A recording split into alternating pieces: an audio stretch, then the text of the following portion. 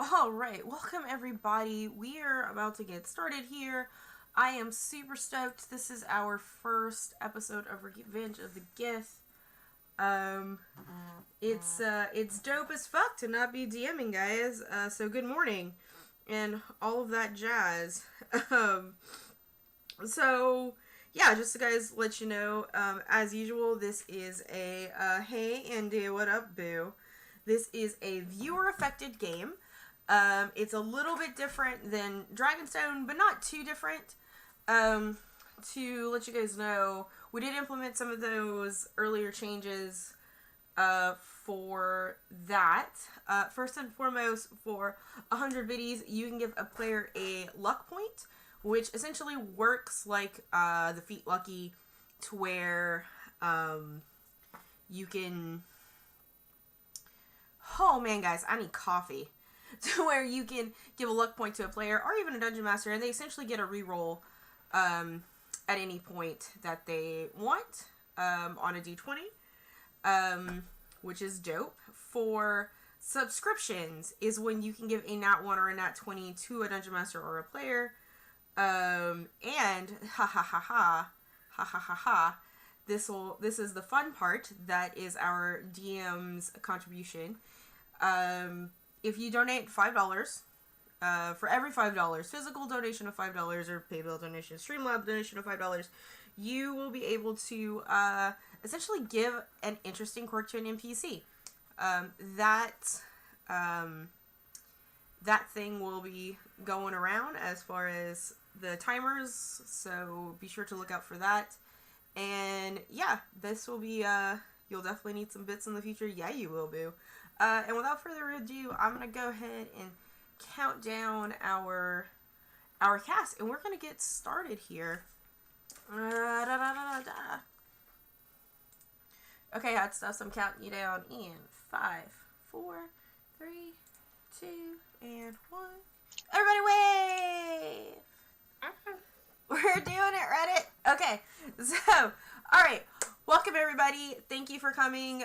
We're short a cast member for like a hot second. They just have a doctor's appointment today, and Omega will be joining us in about an hour. Until then, we're just gonna go around and let everyone introduce themselves. You guys know me. I'm Valdrius. I'm gonna be playing Anja. She's a half elf blade singer. She's super excited to be here, guys, and wants to be your friend. So, excellent. I'm just going to go around. You guys introduce yourselves real quick and your character, and then we'll get started.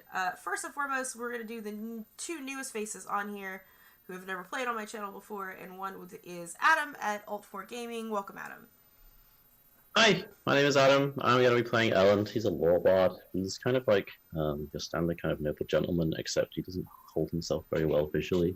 So he might be wearing the nicest shirt you've ever seen, but it won't be worn very well. It's quite disheveled hair. He likes reading books. He likes pursuing knowledge and information above all else. And that's about him, I would say. Cool beans. Thank you, fam. Next we have our second new face, member of the Raptor Pack community, Ember. What's up? Hi. I'm Ember. I hang out here a lot, mostly to bother Val when she's gaming. That's pretty much all I do. So I'm going to be playing Alexander, not Anderson, not this time. And Alexander is a... Oh, he's a Conquest Paladin. He's an Azamar. He's also the half brother of Anja, Val's character. Cool beans. Excellent. Thank you. I'm gonna eat my sandwich now. Eat your sandwich. All right, and next we have Hope from She Games. Hi guys, I am Hope. I will be playing Chatter. He is a Firbolg, Circle of the Shepherd Druid. He has adopted parents who are squirrels. He is very awkward in social situations, is terrified of interacting with anyone who doesn't have fur, scales, or feathers, and he only wears his poncho because of social requirements that are set in place, because we can't just run around naked all the time. And that's Chatter. I mean, you could, but... You could, but people don't generally. The first time he did that, it didn't go over well for him. Excellent. I mean, it works well for me. I've only been arrested twice. And next we have Mr. Ash. Hi everyone, I'm Ash, also Luminosity. I'm playing myself, a human paladin, Luminosity Starcaller, as you can see below, and I am a knight, a human knight, who is a battle chaplain of the human military. So I'm here to investigate and have some fun. Alright, and last but not least, we have our Dungeon Master, Robert! That's me! Hi, I'm Robert the GM, Robbie B. Rollin on Twitter. I'll be playing literally everyone else. Excited. So with intros out of the way, we'll start showing kind of the world here. So welcome to the world of Aureal. It was just kind of Tolkien as fantasy world, got the surface, got the Underdark, people are, prospering, there weren't any, giant, wars, there's no, magical plague going on, it's been pretty happy, but then, a year and a half ago, out of nowhere, just these massive ships just appeared in the sky, and people just dropped down and started invading the Underdark, these kind of alien, they kind of look like elves, but with green or yellow skin, and, long, elongated skulls that kind of come to points on both ends, called the Gith. They just invaded with their red dragon allies and just swept through the Underdark. They came proclaiming that they were going to rid the multiverse of the plague of the Mind Flayer, their long-sworn enemies, their former enslavers. And to do so, they completely purged the Underdark to their knowledge, or at least in the process of it. In doing so, pushed everyone who used to live there out of there. So now the surface world has almost doubled the population. So the city that we all start in, the city of Malja, is got 2 quarters now. There are places where everyone's been hand in hand in a circle, swaying and singing and figuring stuff out. Malja is not one of those places. There are 2 distinct halves to the city, the upper and under quarter. The under quarter is where all these formerly Underdark citizens, such as the Deep Gnomes, the Duergar, the Drow, have all been pushed into, and then, some of the other people who are just deemed undesirable, typically. So you kind of have the under quarter, you have the upper quarter, and then you have the Gith all above that, just kind of watching over, looking for indications of Mind Flayer activity. So, as we kind of come in, we're going to zoom in towards the under quarter of the city of Malja, and we're going to find the Lazy Ettercap, a small inn. We see a female Duergar just cleaning a glass, and I think first at one table we see 2 people talking, and we'll start first with Val, your character. Why don't you introduce yourself, and why don't we get kind of a physical description and where you just came from, as well as why you're in this tavern. Okay. So Anja is a young half-elf. She's half-drow, specifically. She doesn't look like your stereotypical, what you kind of expect from drow. She does not have white hair. She has green eyes. Her hair is clearly unnatural. It has, this dyed red to, black ombre to it.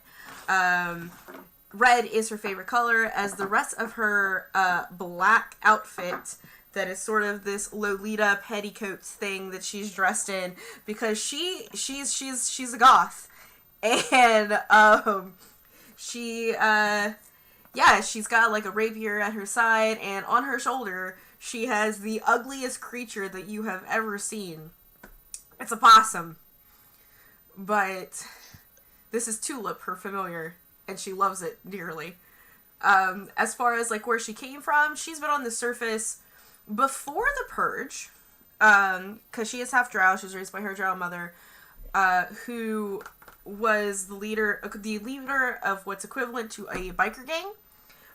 In this city in particular, they had kind of already moved to the surface by the time that she doesn't remember much about the Underdark. That's how she's 25 years old, doesn't remember much about the Underdark, pretty much raised on the surface for the most part.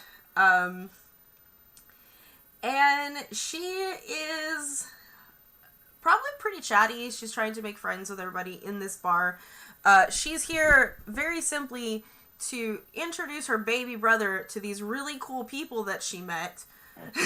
Like, who is another paladin and a bard who likes books, and she thinks they're cool, and she thinks that her newfound little half-brother that she just discovered needs friends, and so that's why she's in this bar. Forcing friendship onto people. Awesome. So then we're gonna kind of pan over to the person sitting probably right next to them. Ember, why don't you describe the character? Okay, so I am playing Alexander Bogmar. He is a Oath of Conquest paladin. He is a soldier. He comes from a I wouldn't say rich background, but he spent his entire life either in armor or learning how to use armor. He's more comfortable wearing his armor than he isn't. He has a massive scar on his face that goes from across his under his eye to his chin, but you can never see it because he never has his helmet off. His eyes, he is an Azamar. His eyes are unnatural, and they are bright red, and they tend to glow, especially when he gets angry. He is the son, Anja's character and I both share a father. My mother was a diva. Yeah, that's what I went with. She did not agree with my father's way of upbringing and decided to instill this almost compulsion onto me to bend others to my will. Hence why he eventually did follow Bane. He is not good. He's not evil. He's just kind of, if you bend to me, you're fine. If you don't, oh well, I guess my sword slipped. He's other than that, he does have a soft side. He does not show it. He has shown it to exactly one creature, and that was his horse, but that horse is no longer alive. He was lost in battle. He's not a very nice guy. I don't know if I can accurately describe that, but yeah. We had a very ambitious daddy. Yeah. Oh yeah. Very ambitious dad. All the halflings. Anyway, half breeds. I meant, not a halfling. Maybe halfling. Awesome. And then so, Adam, I think at this point we see your character walk in. So, Whoa. Give us a description of what do they look like? Where did they just come from? What's going on? Sure. Elland, his suit wasn't ever the finest, nor were his vest the brightest. His coat and shirt seemed to fit too loosely, and his hair was just a bit disheveled. He would probably be carrying a book, and most likely, if there was any patrons near the door, he'd probably walk into someone, totally unaware of them, too busy reading. He would formally apologize and maybe find his way to a table. He seems to carry himself with an air of laziness, his shirt not done up correctly, his books look bent and borrowed, like a half-cut noble, perhaps. The backpack he carries is a collection of oddities you might see peeking out associated with a researcher. There is parchment, ink, you can see occasional cases full of scrolls and maps, and just tied delicately to the side is a small pan flute. Elland has always been on the search for knowledge. He is an adept seeking for information, looking for books or maybe other means and ways of discovery, whether that is magical or not. Why is he in the Underdistrict? He has heard that there is talk of a resistance movement which is developing to oppose these subjugating masters of the Gith, and he believes his knowledge may be valuable to these people. And also, he may find more knowledge and information by hooking up with these people. He has just come from probably either the local scriptorium or library or university, whichever is applicable. Maybe all three if he's had a chance to go to all of them. And his goal in life is to basically attain information so that he can return back to his college and break them free from the sort of the shackles of what's happening. How did you want me to talk about how I knew some of the people in the party as well? Is that Sure. You walk into this bar and you see this like half-elf wizard lady who kind of approached you earlier in the day go over and like?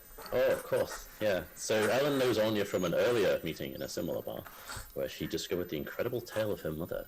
Something about a biker gang? Was it a horse gang? Maybe a sword gang? He forgets.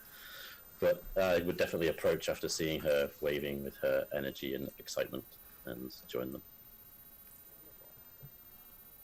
And then, actually, probably the person you tripped over, somebody else coming into the bar.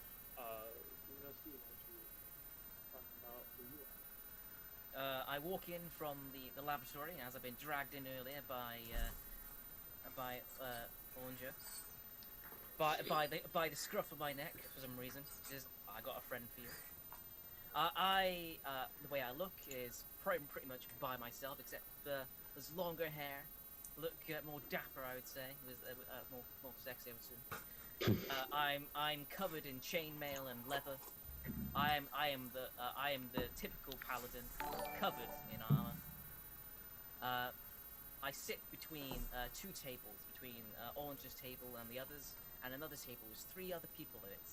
The 3 people are Pam, Sam, and Ram, short for Pamela, Samuel, and Ramsey, who are my retinue. Because I am a knight from the Human Kingdom. It's a long tradition in my family to always serve in the military and to gain knighthood. And one of my tasks as being in the military, I've been sent down into the Underdark to find out what is this illusion of the Gith, and what are these mind flayers we keep hearing about. And that's why I'm here. I've just arrived in the Underdark when I bumped into Orange, and this is how I begin. And then I think what we didn't notice is that the camera kind of pans down and sneaking in through the door, like that you just opened, Ellen, is just this small little cat. Oh, a big cat. Big cat. A very big cat. You guys, yes. So as you're walking through the door, just the biggest auburn red cat that you've ever seen just kind of like squeezes in through the door and just sort of like skitters around for a moment and goes up to the bar and goes under one of the stools and just turns into a loaf and just peers around with big yellow eyes and just sort of is watching, looking around, tail kind of flicking back and forth in anticipation, very relieved that he has made it to his haven without anybody noticing or touching.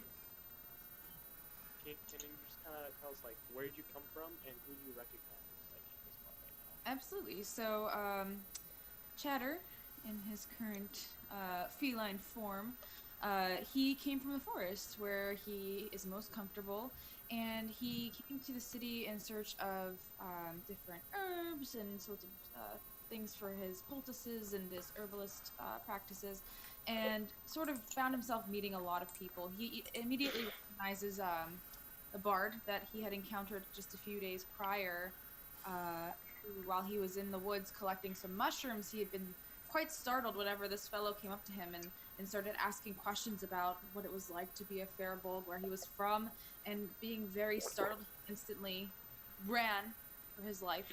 And now he is faced once more with this individual and thinks perhaps fate has brought them together more. Maybe not, but for now he will just sort of watch and listen, and when he feels so comfortable, he will make his appearance to them. So, as we just kind of get like a kind of zoom shot of the entire tavern, we see again this female Duergar kind of tending bar and probably like sending another Duergar off to get drinks to whoever order them of the people who just walked in. We see the table with Luminos and his 3 retainers, and then the 3 of you kind of in one end of the bar, and then on the other end of the bar, the only other patrons at this time of day, you see 3 drow, kind of like in the back darkest corner they can find of the bar, just kind of like keeping themselves. You see, probably anyone who has like a little bit of perception can see that like they're looking at the humans and like being like stalking a little bit probably, but not they're not like approaching or not really making trouble. So as we kind of come in, are you guys what happens? What do you guys say as you all walk into this bar? Oh, little brother, this is Ellen! And I'm gonna introduce the bard to this very tall, brooding man in his armor with his helmet. It's like, Ellen, this was the little brother I was telling you about that I just found out that I had like a week ago. Not so little, is he? Well, No, just sort of... I guess. How tall is our character? He is 6'9". He is absolutely massive. So you're like Never has 9 been. inches taller than I am. So like I'm used to being quite tall than most of the creatures around, and I sort of look up at you and like slowly close my book. Hi, nice to meet you. I would sort of say formally bow. He mimics the bow, and I would say it would be the pleasure is all mine. But honestly, being dragged around by this one has been interesting. Isn't she a bundle of joy, though? This I cannot deny. Oh, Bundle of joy, bundle of annoyance, same thing. oh, I wouldn't say that I'm like a bundle of joy. I just like, making sure that the people that I care about around me are happy. And it's hard to be happy when you don't have any friends. What a wise young lady she is. I guess. You're so lucky to have such a caring, useful, helpful sister. And at this point, you see the mail order comes with whatever drinks you ordered. Like, oh, trying to butter someone up, I see. Like, serving, and whoever just say you guys ordered anything that's here now. What brings you to the Lazy Undercap? A bit early to get blasted, I'd say, but I suppose I can't judge. I'm being dragged. Well, at least you can get a bit drink in you while you do so. I like to read in the company of others.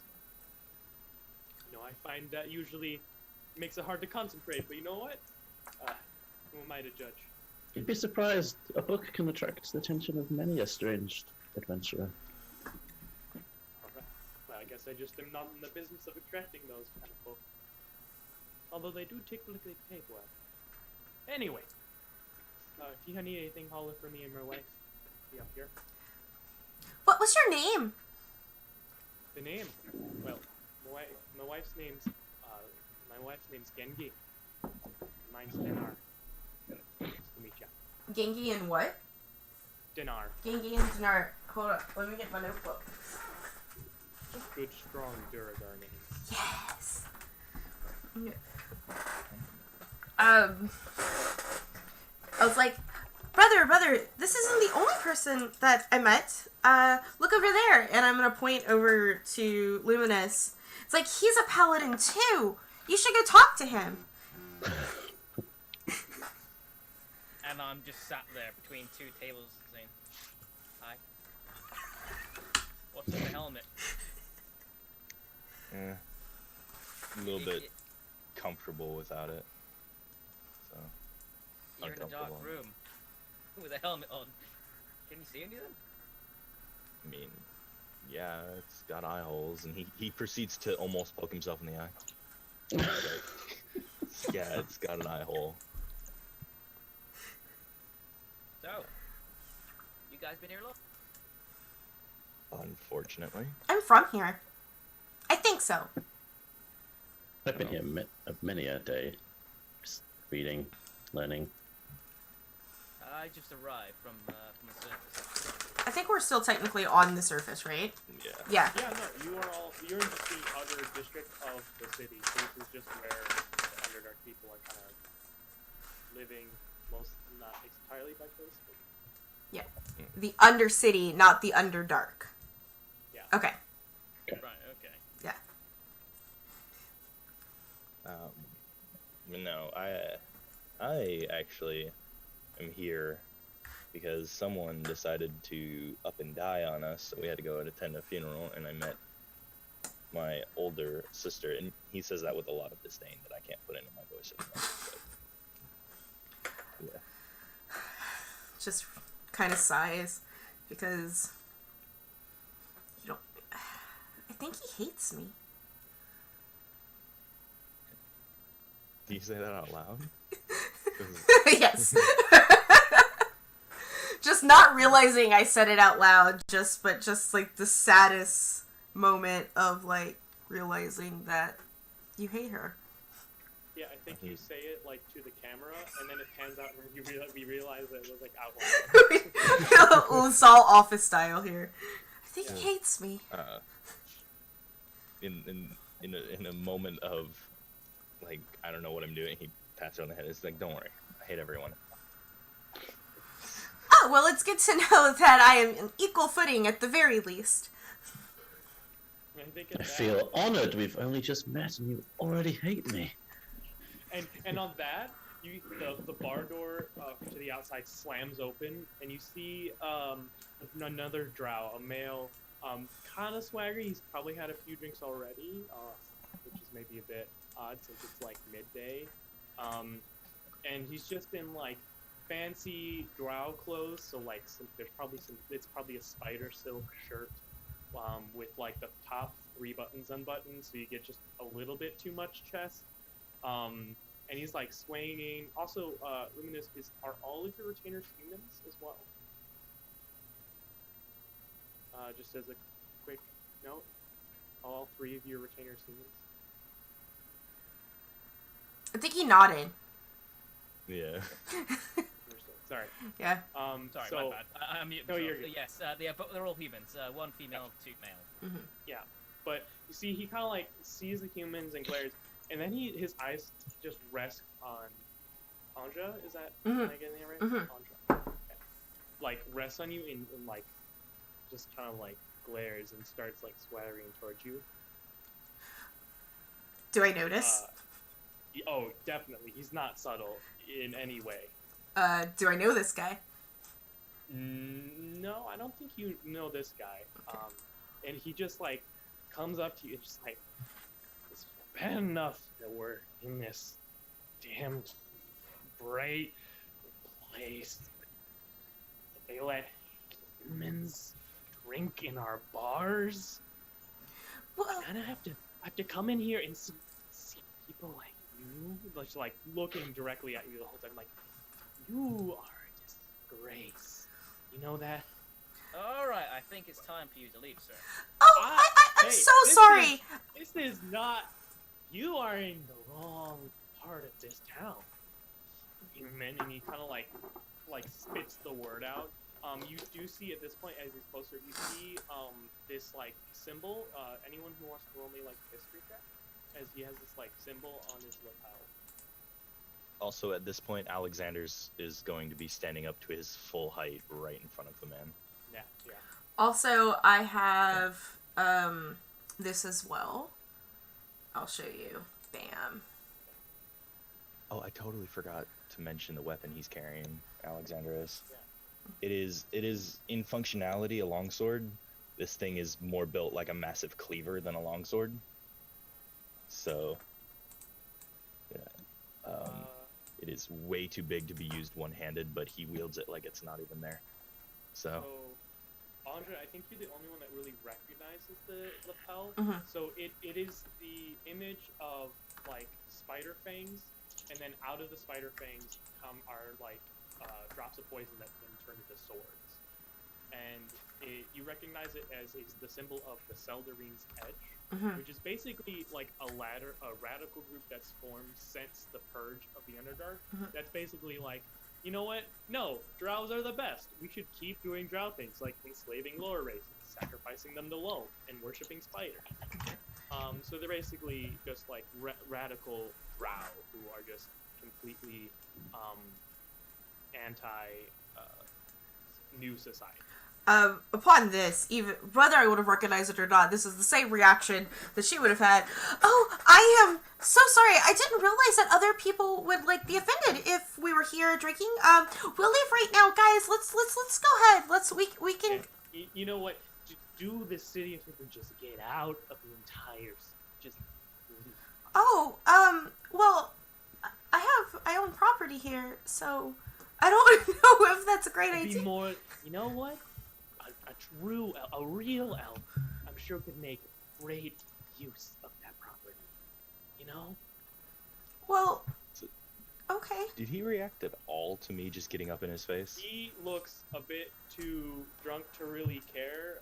And you see also the 3 drow that have been sitting in the corner are like paying attention. They haven't like gotten up as well, but you gather they're probably agreeing with this guy. Okay.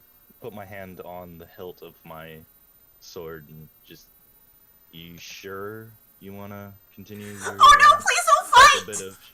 Why don't you make me an intimidation check? I will do that. If I can find my intimidation. The cat just puts his paws over his eyes and just. 13. All right. I think he kind of like he just like spits on the table and swaggers over to the 3 other drow. Okay. I sit back down. What a rude fellow. I'm gonna take out like a small handkerchief and just like wipe up the spit, and like disgustedly put it away. I would burn that if I was you. Yeah, that's not something I'd want to keep. Maybe we shouldn't have come here. I'm really, really, really, really sorry, little brother. I wanted like our first day to just be of like drinking together with our new friends to just be like a good day, and I didn't honestly like expect this. I sometimes I don't have trouble all the time when, well, to be honest, this is my first time, well, second time in a bar. Do you know this man? No, I don't know him, but he is part of like a gang of some sort. Like they really like Loth, and you know they get a little excited about spiders. Like really excited about spiders, and spiders are okay, but Tulip likes to eat them, and I like. So we got the loft of those. You're selling that. Spiders. I just rub my beard. Wait, he doesn't have a beard. His chin. At least our father didn't get any bright ideas involving spiders. Well, we don't know that. That you know of, surely. That we know of. Wait, what kind of bright ideas? Nothing, Anja. No. Don't worry about it. Kind of at this Birds and time, bees. Tulip is gonna like skitter down my shoulder because she has noticed there's a cat there, and just kind of come over with its long opossum nose and like sniff at this large kitty. Oh. So Chatter sees this possum approaching, and he just like, his eyes get like real Puss in Boots, and he like sits up and like looks at the cat or the possum and just sort of like sidles up to it and like does the cat like purr and sort of like nuzzles Tulip and just like attempts to curl around the possum in an attempt of adorable snuggling and fawning. Tulip is surprised and sort of jumps back because it only expected sniffs and screams at the cat. He shrinks back and just like he's does a sad face and just sort of like makes a very sad cat face, his ears back, and just sort of deflates. I'm assuming that you know bee speak. I am a Gerbolg and a shepherd druid, so I am very good at communicating with animals. The scream is just saying, "You must consent first." Sorry, Ask for friend. consent. Sorry, friend. Okay, I guess I forgive Sort you. of, like, very surprised because most animals love him right away, so he's very, very shocked. That's. Sort of steps back and apologizes. And then Anja, watching her familiar skitter and then hearing it scream, points out to everyone, it's like, look, a cat! With the attention, he will go back under the bar. No, Kitty, please come back! Sort of hide. And I'm going to say for the sake of story, as he's going under the stool, somebody sort of steps on his tail, and he yelps and shrieks in surprise, and turns back into a furball. And you guys sort of see this flurry of fur as he's sort of trying to escape from the sudden attention, and then turns back into a furball. And you see tumbling across the floor of the barn, hopefully not knocking anything over, but he's 8'2" and weighs 326 pounds. And you just see this big gray furball. He's got lots of auburn hair on his body. He's got this long auburn hair. It's pulled back in a very messy half ponytail. He's got this headdress with a feather in it. And he just is wearing a poncho.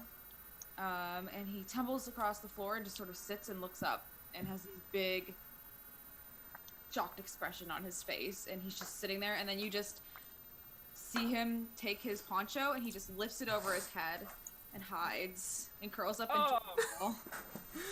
Yeah.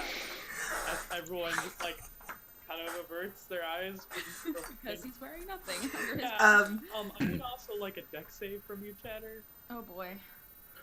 I think Ellen is the only one that doesn't look away and starts taking notes. Size, Oh, no. Yeah, no, when you turn out of a cat, you just upend the entire stool this guy was gonna sit on, and like an entire drink, just like this poor like halfling, like bedraggled halfling came in and just like everywhere. And like, you know what? I think I should stop drinking anyway. Just like runs out. He notices that all eyes are on him, and it's literally his worst nightmare. And so he just curls up in his poncho in a fetal position on the floor in the tavern. Yeah, and I think that this is not the first time that this has happened in this bar, because especially during this time of day, it's not usually that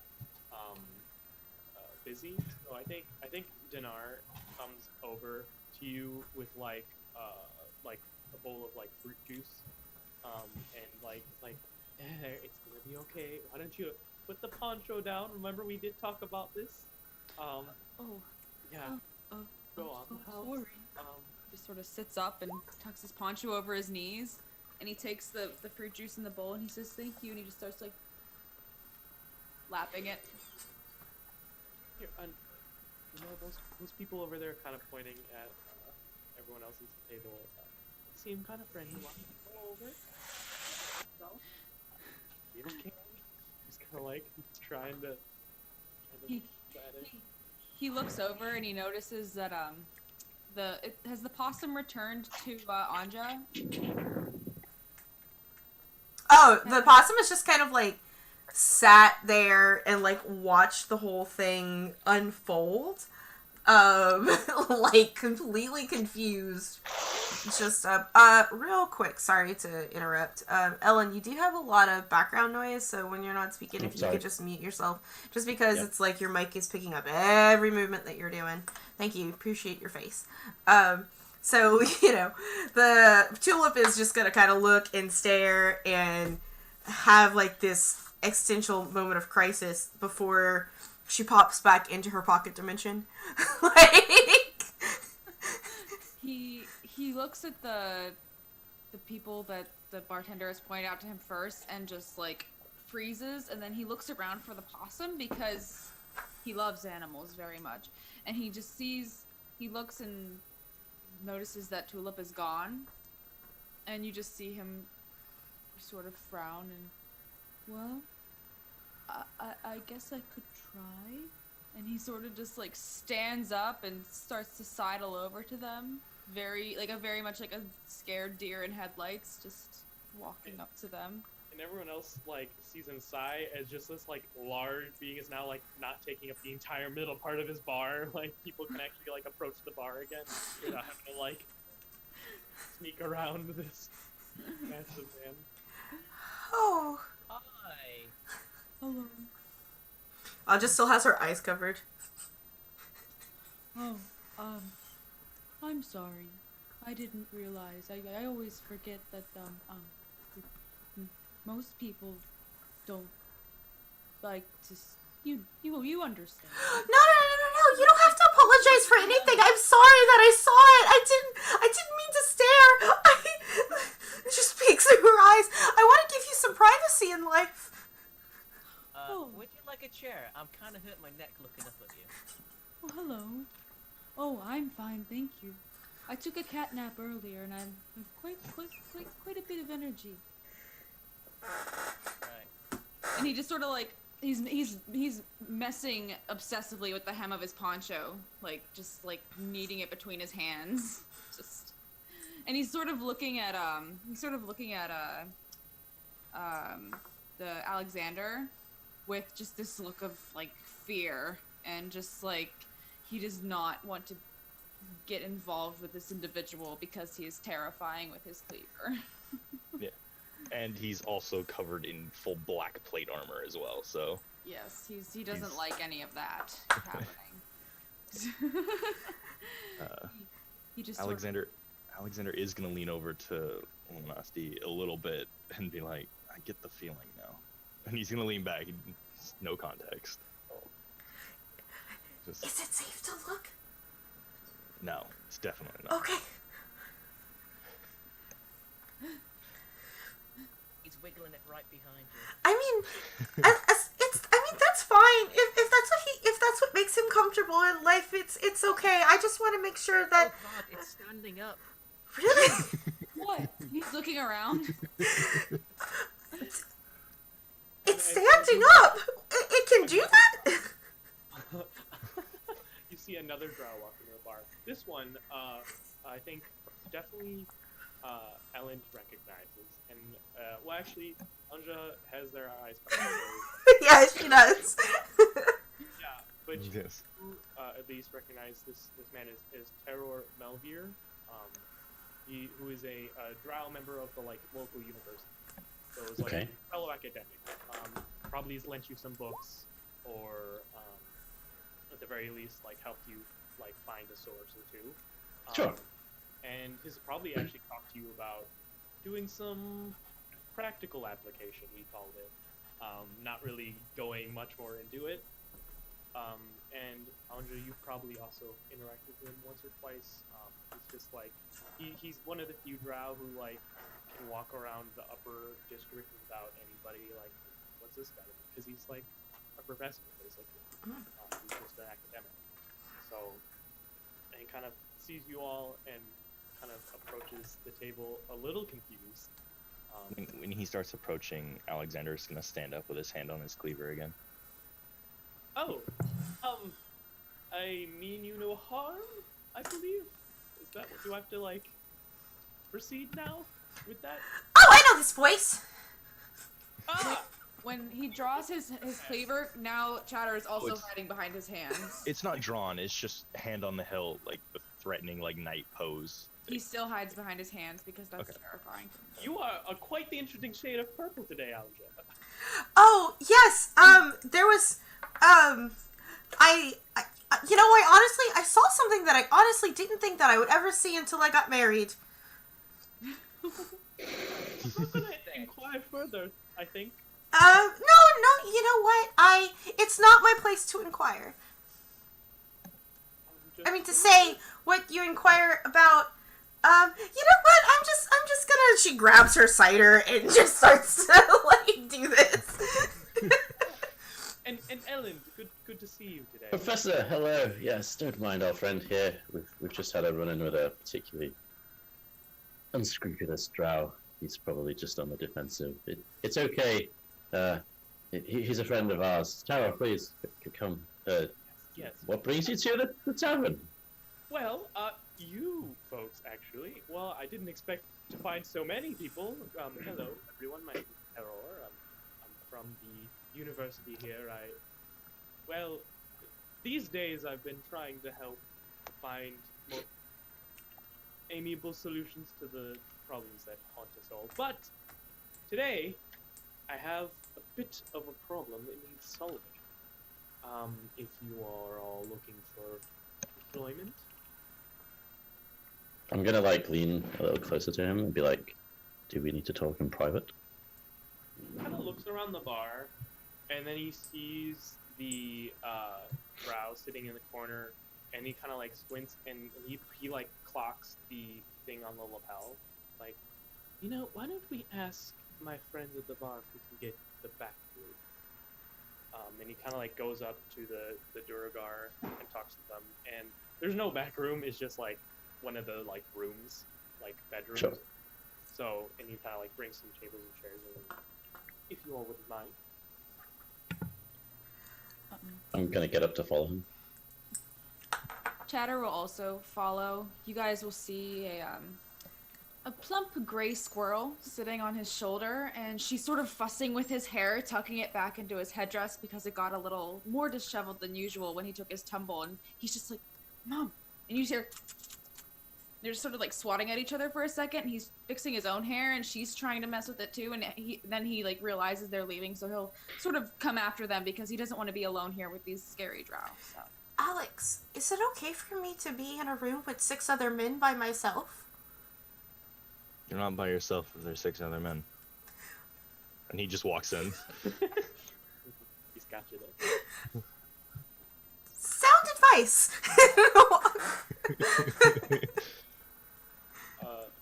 Ash, do your retainers follow with, or is it just... They will follow because I instruct them to because I don't trust those drow. So it's a bit cramped in there with 8 of you, like 11 if you count all the animals. So it earned 12. I didn't even count the other NPC person. So yes, but after you all kind of file in, Turor says, "Well, so I have been looking after a lot of the resettlement issues. There's a lot of different problems with doubling the size of a city in the span of a month or two, and one of those is food. Now, many of the people like myself who came from the Underdark are used to a certain type of food, but also we know how to grow it best. So we typically grow mushrooms and other Underdark plant life, and we found that, just digging small cellars and growing those different plants and fauna that we can find, does help our food situation, help us be a little less reliant on the less than generous prices of the upper quarter, as how I will politely put it. But we've had a problem. So there is a mold that typically preys on a lot of Underdark plants that is very compatible, but requires some other fungus that we do not have and only grows in the Underdark. If you see where I'm going here. So, what I need is people to either go into the Underdark and find me those spores from those mushrooms, or there are people in the city who could find it for us and do that part for us. But I have a bit of money, but not nearly enough to get that large a favor. So either we need to work with some of the different organizations around the city and earn some favors, or we need to send our own expedition. Now, I don't need to tell you all that going into the Underdark is not an easy prospect. There's always some Githyanki guarding the entrances to the Underdark in the city. But if you're not opposed to fighting, subduing, charming, deceiving, whatever, those guards shouldn't be a problem. But if you wish to go in other routes, I know a few people who could get you a few meetings, but I am willing to pay, of course. I have about 300 gold that I've saved up, that if you could get, I have amounts and descriptions of the right fungus. If you could get me this stuff, and I can spread it around, be more than willing to reward you for your service here.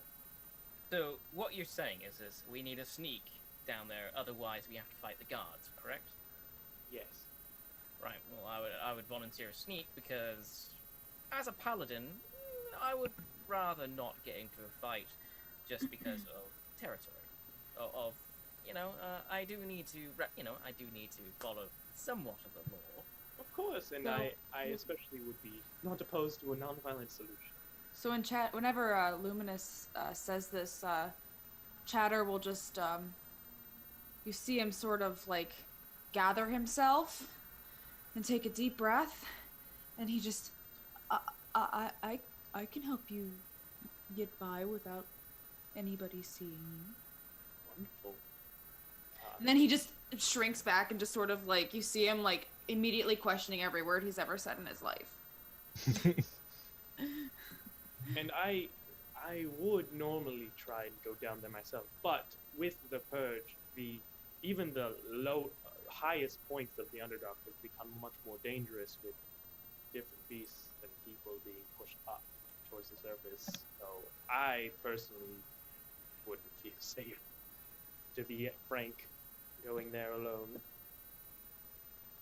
I mean, how many guards are there? There's 5 of us.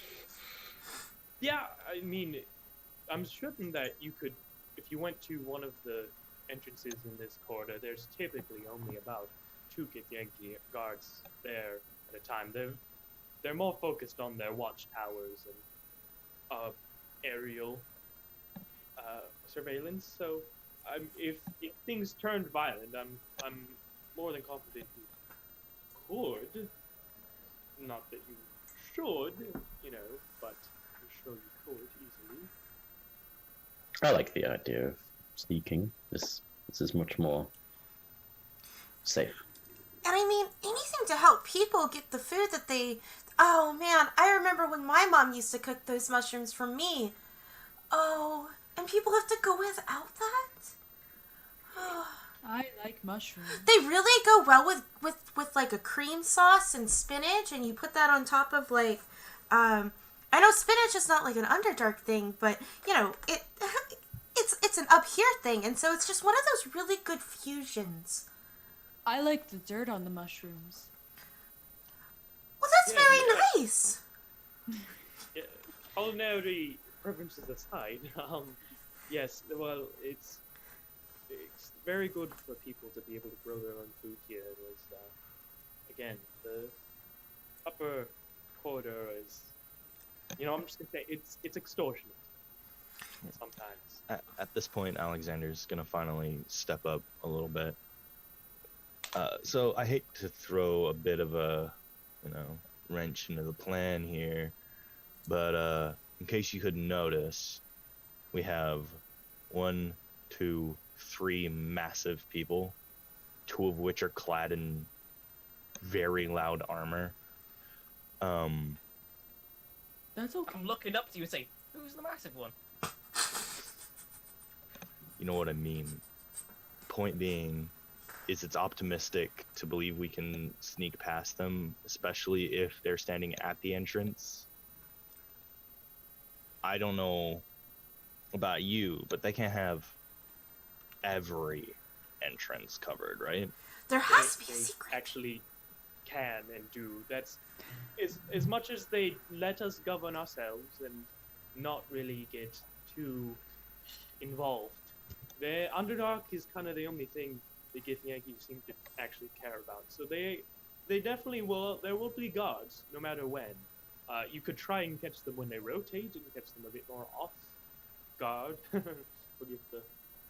But other than that, you will be running into some amount of resistance, I'm afraid. Then I'm afraid unless they're going to listen to reason, it's probably going to be a not so fun time for them. Because I know for a fact I'm not going to be able to sneak past anyone. Oh, I beg to differ. I can help with that. Maybe. If you say so. Yeah. It's been I've never had to sneak past anyone. But have you ever been invisible? Yes, I'm usually visible. No, invisible. Like the opposite of what you normally are. That's what happens when I put my poncho on my head. That's Amazing. not exactly what Looking happens. away, that's the difference. I meant in a more magical sense. just want to point out, invisible does not make you silent. Oh no, I'm just. Yeah. That's my main concern, is just the fact that... I suppose I can take the armor off. It's just, it takes a while to put it back on. Well, if you are concerned about this, I do think I could get you in touch with. I mean, they typically just go by the Wheeler, but he's a very connected man. I don't know what kind of favors or tasks or even cost you would have to getting this, but I mean, if you would, I mean, I don't know how, he can find things and get things from the underdog. So if you'd rather just talk with them. Would you think this? So we'd have to do a task with this other person so that they do your task? Probably. Hmm. Unless you just have the money to pay his price, asking price. What do we all think? Do we want to potentially deal with some Githyanki, or do we want to go and persuade someone to do our bidding? Well, what is this? I mean, first, what is his price? I don't know. I've never actually met the man. I just know a few people who know a few people. You know how it is. Ah, okay. I mean, that's such an indirect way of going things, but I mean, if we could do another job to earn money to do this job, but that could take too long and people could starve and die. Also, if anyone wants to roll, I guess, another history check to know if they know anything about the Wheeler. Sure. I'm not going to roll because he's not going to have any idea what that is. That's fair. Neither would I. That's a 19. That's pretty nice. So Having no intent. You both know that the Wheeler is a member of an organization called the Fellows, which is basically kind of a thieves guild, but is more on focus of is less like stab and more just like smuggling. So it's basically a group of smugglers and but in less like assassins and thieves. So kind of like with that high history of 22, would if he had any dealings with, like, let's say, like my mom's gang?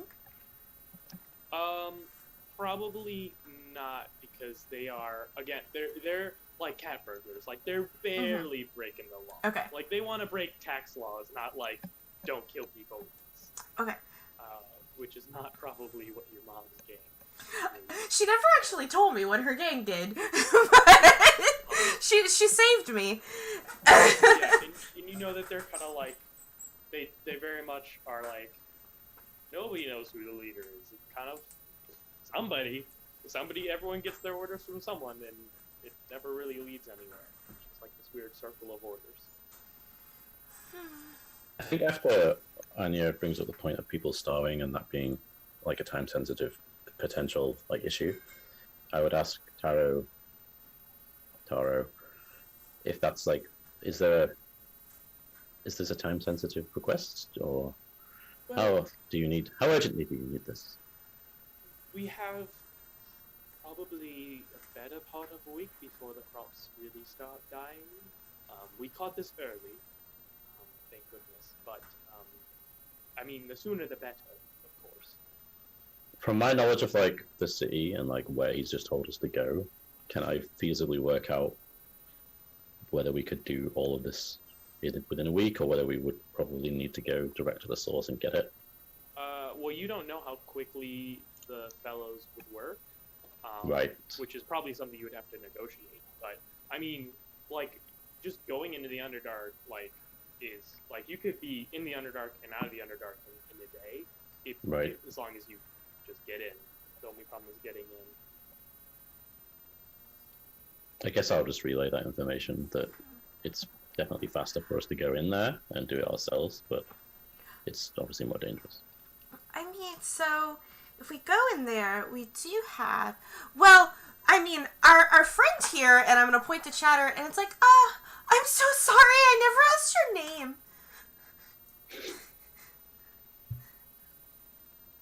You're muted, Hope.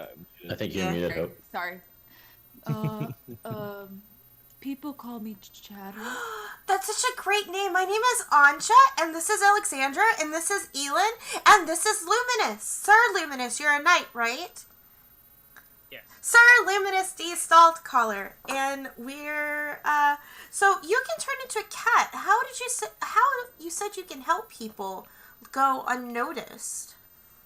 Yes, I'm very good at, you know, working together with the powers of nature and using them to help me and help others do what they need to do. And you know, the shadows, I can use the shadows help to help me get by without anybody noticing me.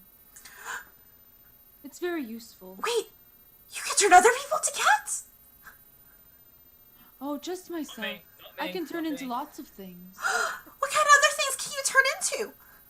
I can turn into a dog. I can turn into a squirrel. I can turn into, sometimes I turn into a horse or a cow. And he just starts listing off. And just wide, starry-eyed, completely forgot that they're, like, talking about a mission because she's just so excited about this conversation. Like, Or definitely like is checking like a pocket watch and like, yes, well, that does sound all very useful, but I mean, really, how you do it is not of necessarily consequence to me. Just that it does get done. I wouldn't mean I would prefer a moral and bloodless way, but we do not live in a perfect world, now do we? So, if there's anything else you need to know from me, please let me know. But otherwise, I will go attend to other business and let you plan your. Where should we bring the goods, Taro? Oh, just my office in the university Of course. program. Okay. Oh, and he kind of like takes out like a little dossier and hands it to you, probably Ellen, and it's just got like all the information about the like mushroom and how much is needed, just like how to find it, how to harvest it, how to carry it, and how much he would realistically need. You don't happen to have anyone who would know how to navigate the Underdark, would you? That could be here on a short notice. Well, I mean, I know plenty of people who lived in the Underdark, but people who could then navigate in it as it is, maybe not. As in the past year and a half with the Purge, it's kind of gone topsy-turvy, with everyone being shoved, to kind of put it bluntly, from the bottom up. I mean, Hackburns are still the same, but everything that lives there and everything that's there is all different. I don't know the Underdark very well, but my mom is from there. Maybe she kept a map. I was less worried about finding our way and more worried about not knowing what's going to be in our way, if that makes sense. I think I catch your drift, yes. The knowing our way part is easily enough solved. Just... I mean, there's a myriad of creatures in the Underdark. I could spend weeks lecturing you on the different species and subspecies and everything that could potentially harm you on your journeys.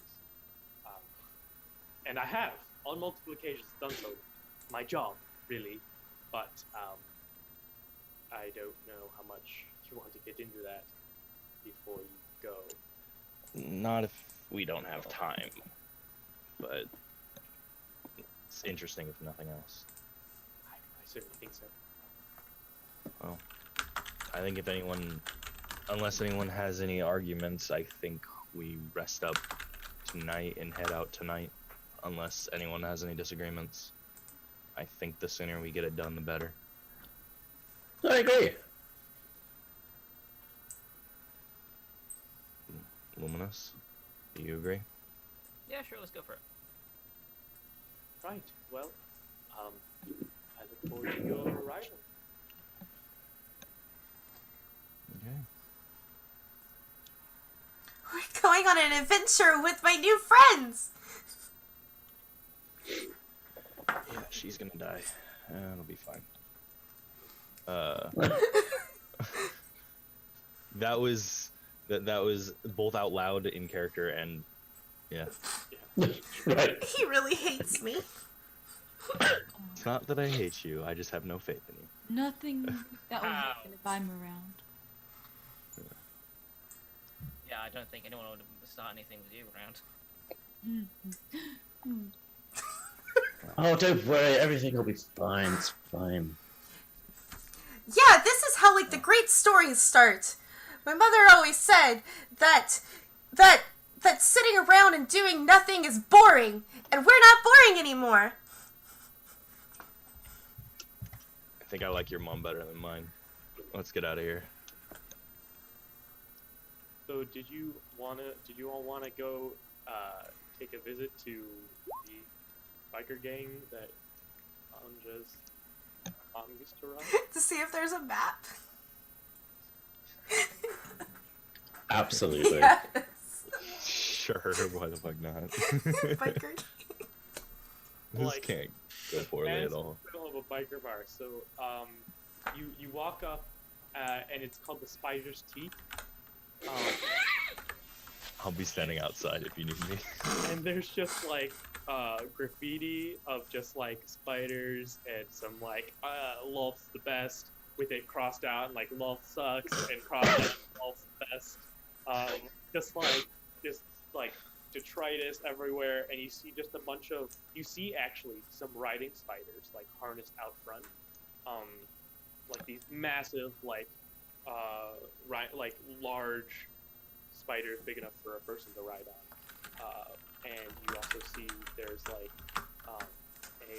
just this like just drumming, like someone inside just like playing loud drums and like loud music coming from this bar. And you all walk in and you see there. Who all is like gonna go into this bar? And... Well, Chatter. Real Chatter quick. sees the giant Sorry spider. to interrupt you guys. Omega's ready to jump in. Do we want to go ahead before we jump into this biker bar to go and take a 5-minute break so that I can redo cameras? And if anyone needs to take a bio break, this is a really good time to take a bio break. I will after I do the cameras. And it'll be a good time for maybe Omega to introduce his character. Perfect. So we'll take a quick break before we go into the spider's teeth. I'm gonna take this 5 minutes to finish off this sandwich. Yeah. I'm gonna imagine. I can't wait to just imagine what the sign of that tavern looks like. It's definitely just like a spider with some like liquid dripping off of it. Mmm. Yummy. Cool. We're just waiting for Omega to jump in the call, and then I'm gonna redo all the cameras. Yeah. Val. Yeah. On a scale of 1 to 10, how much did your mom like Lord? So kind of imagine like if you were raised Catholic, and like you just sort of like you never just like angrily left Catholicism. You just sort of like, you know what, this just isn't for me anymore, but I don't like oppose people who also like it if it's good for them. Like I think that's how like that's how her mom was about this. So she probably like fizzled out a little bit of the gang with a couple of friends, like, you know, once she had a young lady to raise. But you know, that kind of stuff. Yeah. I have it. I have the name of the... Because I was naming the gang, and I've got it. Spider's Teat. I love it. That's the bar. That's just that's the bar. That's not even the name of the gang. I'm so excited. The Spider's Oh. Teat is the biker bar. The biker bar. Alright, waiting on Omega. He DM'd me. Something I totally forgot about until just like seconds ago. I'm gonna do my bio break because Omega's like, hey, my computer's updating. So, Robert, while I go do my bio break, Nightbot just reminded, but why don't you remind everybody in chat, like, about our chat rewards, to anyone who wants to help affect this game. Yeah, although before I do that, I'm gonna go take my bio break. I totally forgot that I'm supposed to have an angelic guide because I'm an Azamar, and that's what I always forget about. whenever I've played Azamar, like the 2 times I've played them, they have this guide, right? And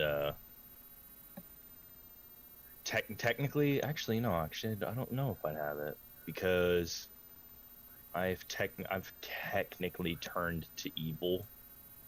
Technically, so maybe not. I don't know. I'm gonna read on this real fast, because I had a note. I was looking at my notes and I had a note for it to check it. Does that mean you have a little cherub following you around? Essentially, but I think it's only if you're not evil, and my character is evil. In the sense that he doesn't give a crap. I don't think your guide gives up on you, though. Like, I think they're still around. They're just like, I feel like they would probably just be like disapproving of what you're doing and stuff. I don't know. I think that's. I've never played an ASMR, but I've played with people who played ASMR, and I think that's generally how it works. The one that the thing that I'm reading is it starts off about Azamar guys. This is the first sentence. As an Azamar, except for one who has turned to evil, has a link to an angelic being. Oh, okay. And I'm just like, because the issue is my character is evil only because of things he's done, not his way of, or like his way of getting things done. Does that make sense? Like he's evil in the sense that he is I can't think of the way to describe it. His methods, his methods are evil. His intentions, not so much, but his methods, yeah. But also, that took him a while.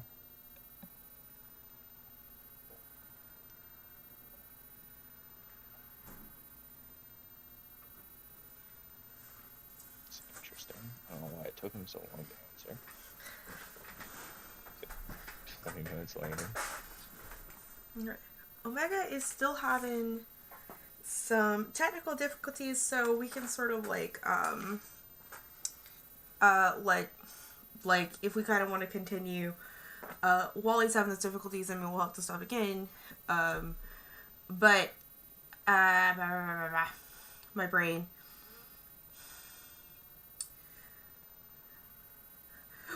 Do you want to just have like a little roleplay session like right outside the teat before we go inside?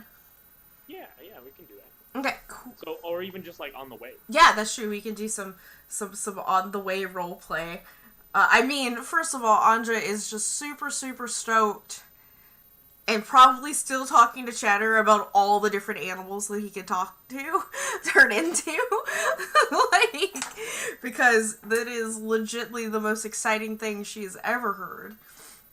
Technically, you can talk to all animals. You just don't know what they say. Yes, I can talk to all animals. I'm very good at understanding what they're saying.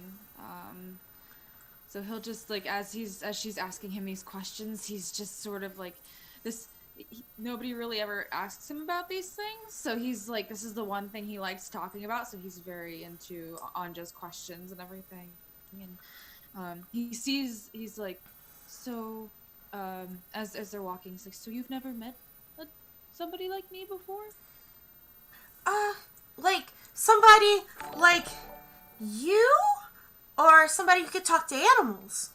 And she's gonna make like the thing like you, like your body. Oh, no, I mean, have you ever met an animal before? Have you ever talked to an animal before? Well, I mean, I talked to Tulip, but Tulip's not really an animal. And like as she like says this, I'm gonna like Tulip is gonna pop out of her pocket dimension and like crawl up my body and just like possum shoulder, just like kind of like a scarf or something, just like go into my shoulder. This is Tulip. Tulip, and he sort of just like he puts his hand out, but he doesn't touch Tulip. He speaks to Tulip in like a little chatter, and may I pet you, Tulip? Okay. It's okay. He'll scratch her on her head, like very nice and gentle. I like possums very much. I like how they carry their babies on their back. Oh, I know. Isn't it the cutest thing? And Tulip really, really, really, really, really loves to eat garbage. So if you have any spare garbage, like, she'll take it. Oh, yes. It's like I never have to worry about cleaning my house because I have Tulip there. That is fascinating. She just picks up right after me, which I tell her she doesn't we all hear have this? to. Yeah. Oh, Okay. they're not talking quietly. I'm gonna take out the thing I wiped up the spit with before and offer it to Tulip. Oh, she eats it. Like, just straight up, like, knobs the shit out of that napkin. Like, what is it made out of? Smiles Cloth or with a bit paper of pride. or... That looks delicious. I mean, it's not really my thing to eat garbage, but, you know, que sera, sera, as they say. It's drow spit. She's gonna stop and, like, look at Luminous and just, like, well, my spit is drow spit, too. Yeah. Well, are you planning spitting down your pet's neck? No, well, she's not a pet, she's a familiar, and, she's really doing this with her hair, like, she starts to play with it, like, super nervously, and it's just like, but, I mean, is it just drow spit, or is it all spit that disgusts you? Well, let me just put it this way: that handkerchief wiped drow spit off a dirty table in a bar. Yes, and she ate it.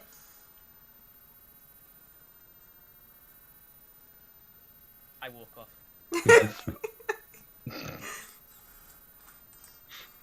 Also, are you taking your retainers everywhere, like as you head towards this Vector bar? Yeah.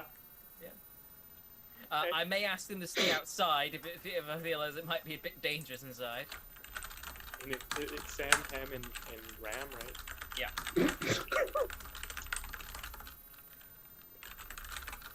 Pamela, Samuel, and Ramsey. Right.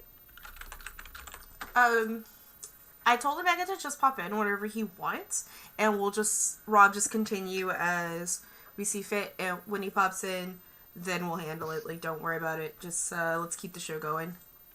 Sounds good. Yeah, so again, who's going into the bar? Is anyone staying outside, I guess?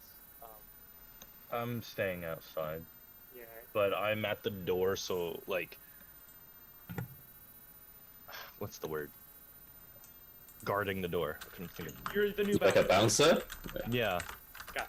As soon as Chatter sees the giant spiders, he, oh, look at them! Aren't they so cute? And he goes over and he's looking at them, and these are the biggest. Animals, so they definitely hiss. Like, they're not friendly, but they don't like attack you. Oh, hello. And he, like, does a little, well, aren't you just a beauty? You're the most beautiful spider I've ever seen in all my life. And he's just looking over it. Like, he understands that the spiders doesn't want him to touch it or come too close, but he's just totally fascinated because he's never seen a spider like this. But also, since they're spiders, this is a drow bar, they save on foot traffic space by the spiders are, like, roped up on the side of the building. So they can just hang there. So there's just, like, an entire, like, side of the building that is just, like, a spider stable. I've decided, Luminos and my retinue are not going inside. Okay, cool. Or going near the walls of the building. Cool. Or So it's, near the spiders. Or So- we're going to be the other side of the road. it's just the two of you that, Anja and Ellen that are gonna go into the spider's teeth. Perfect. Absolutely. It's her mother's bar, and I've heard the story. I Yeah. believe I'm perfectly prepared for this, and I'm absolutely not. And perfectly ready. So you all know so you two actually both know that the gang is the Fangs of Keptolo.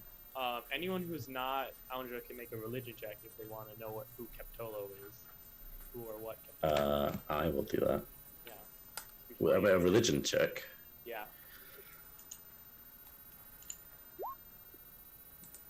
Okay. Does anybody else?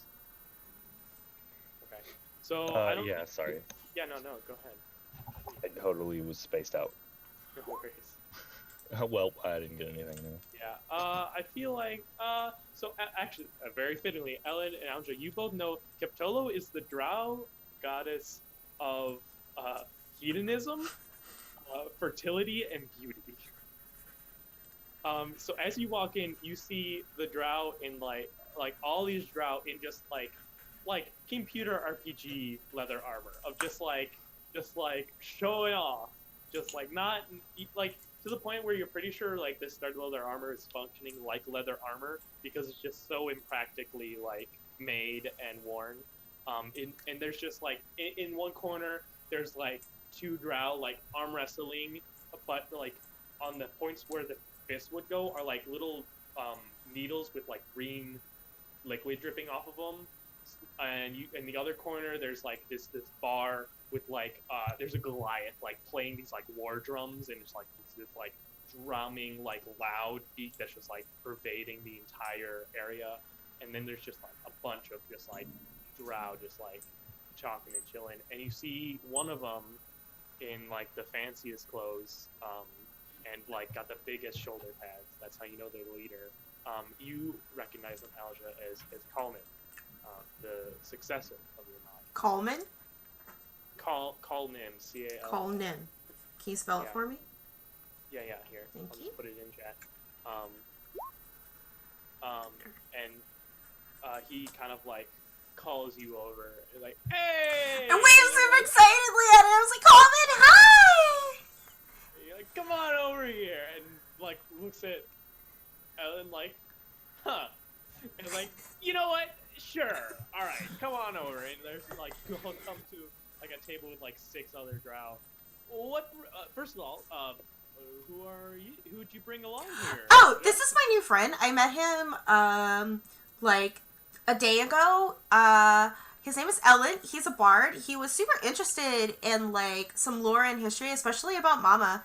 But yeah, like, hi, how are you doing? I know I'm really sorry that I haven't been home in so long, but it's just like, I've been like super busy.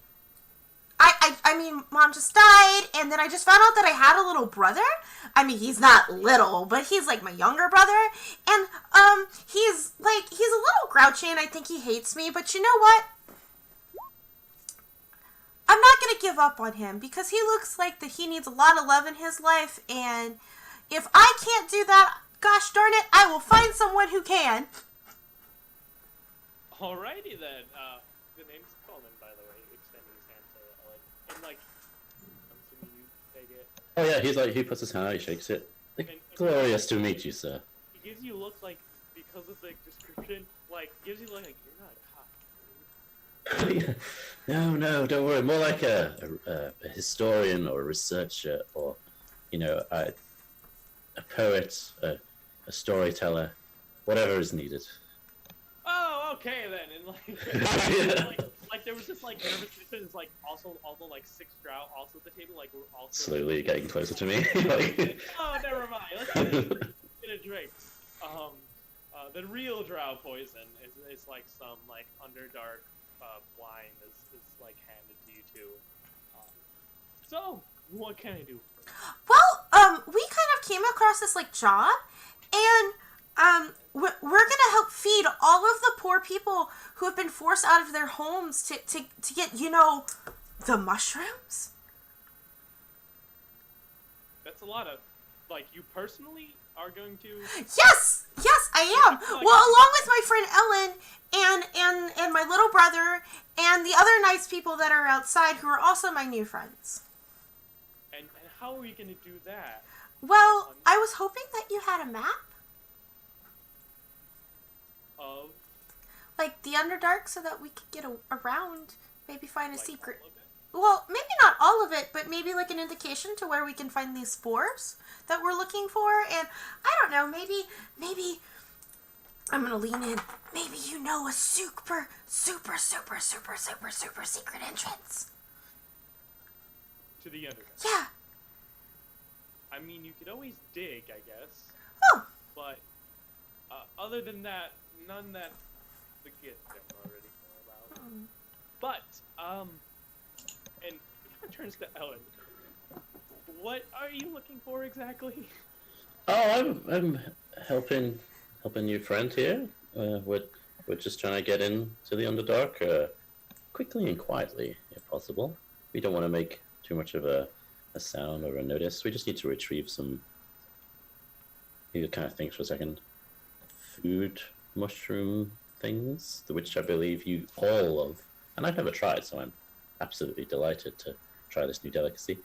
If my friend can spare one, anyway.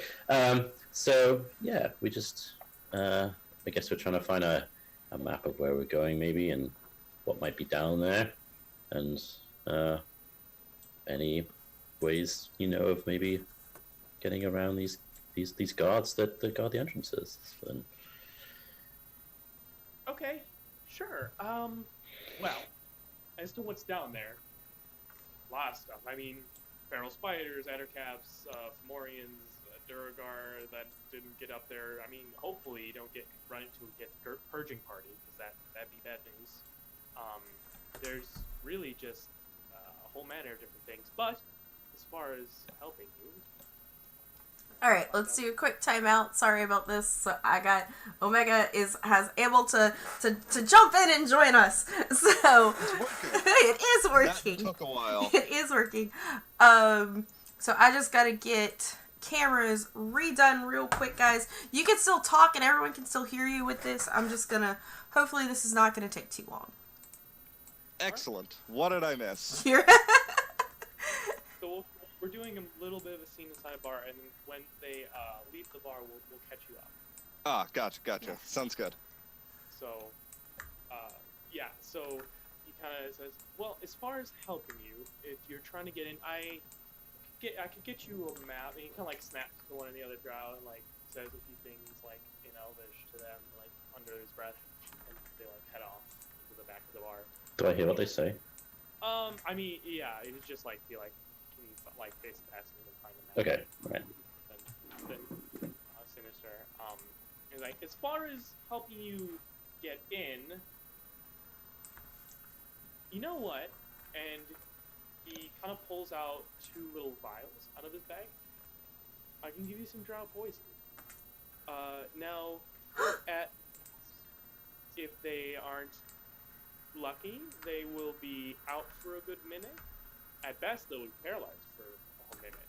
So if you could somehow get this in contact with their bloodstream, this could get them knocked out and kind of slides them over. That should get on your either a full like blade or about 5 pieces of 5 arrows. I prefer the bolts, and he pulls up a iron crossbow. You're gonna give me this for free? Well, I'm gonna give this to, and he turns to Anja, to a family friend. I mean, come on.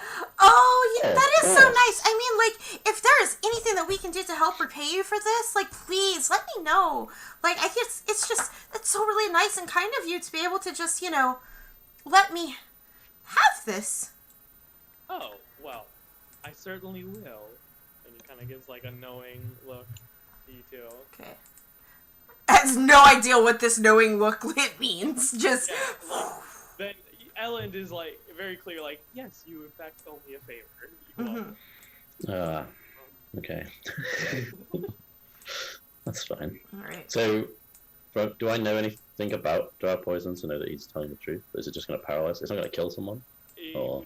No, I mean, so I'll say, yeah, you've studied enough to know that it's a non-lethal poison, but basically, make someone fall asleep or just be incapacitated for like a minute. It's not to kill. Because I'm sure, just I guess out of character mechanically, killing a guard is much worse than just knocking one out. I mean, So I think pretty much everywhere, yeah. because you've got those rules, right, where things change based on what we do. That's applicable. So I'm just kind of thinking of those in the background. Okay. Wonderful. So yeah, anything else you guys want to talk about, or as another draw kind of comes in and you see like a kind of rough, crude map of this is about, I don't know how far you need to go in, but this is the about a day's in rough map of the Underdark. Hopefully you don't have to go any deeper. Then your chances of finding more Githyanki are a lot higher. Thank you so much. And cameras are pretty much done. So if you want to do a cutscene, people are ready. Awesome. Excellent. Mm-hmm. I think as that conversation kind of winds down, we kind of cut over in the city to describe your. Why don't you go and describe yourself first? Oh, sure. I am Era. Medium-sized. Has the face of an owl. Has feathers. You know, is a bird, and also a person. What would we kind of be seeing you doing? Like, what do you typically do in the city? Like, In the city, I do not typically exist in the city. I would be very confused about all this buying and selling things and houses of any kind. I would just be wandering around, looking very confused by everything. awesome. And I think at some point a drow would approach you, like seeing your confusion and introduce himself as Terror, and say, you don't look exactly in place here. Are you looking for something or someone? I'm not. Oh, well, does that mean you're open for employment? Yes, I guess. Wonderful. And he would just kind of like describe like a group of 5 people and be like, I am looking for some people to obtain a type of mushroom from the Underdark to counteract an invasive mold.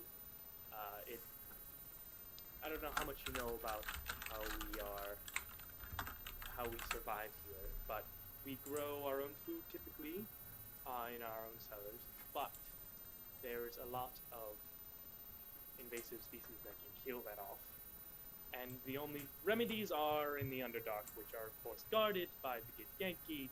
You see the problem here, I hope. So, I see your problem. hiring some people, and if you were to meet up with them, I'm sure they would love the extra hands, and I of course have a reward. Sure. I can do that for you. Wonderful. The Underdark, what exactly is this place? I'm very curious. So it was another surface, but beneath it was a large. It has its own cultures and environments and species. We're now kicked out of it, of course, with a bunch of unfortunate events that we call the Purge, with the Gith Yankee trying to find the mind flayers and wipe them out. But now we live here, and we make do. Interesting. Yeah, I'd be more than willing to help with your little venture. Wonderful. And he kind of like looks at the wings pointedly, like, I kind of assume you'll be able to find them. They're not exactly conspicuous, I will say. So if you just go to the under quarter of the city, the less nice one than this one, you should be able to find it pretty quickly. Okay. I say that as I fly into the air and start circling the city until I find the people who meet the description. Yeah, and then we're gonna flash forward to outside the Spider's Teeth, this like fantasy spider biker bar, as the 3 of you are just standing, and then just like there's this shadow. Like we just see the shadow of this like large bird above us, and then because you notice them and land. And what would be your like entrance, or like what would you say or do to like introduce yourself to these 3 people? So, I land very dramatically, in a like extremely excessive manner, like how you imagine a superhero with wings would land. And then I just sort of stop for a moment and say, "Hi guys, I'm Aira. I'm not sure how you surface dwellers greet each other. Oh, it's you. Oh, And, it's Been a few days. Nice to see you again. And he just goes over and he starts just like looking over Aira's feathers, and you see him like take one of Aira's wings and just sort of like open it up and look, and it looks like you've healed up very nicely. Yeah, it's not broken again yet. Good. That would be bad, but I would help you again if you needed it. I'm always happy to help.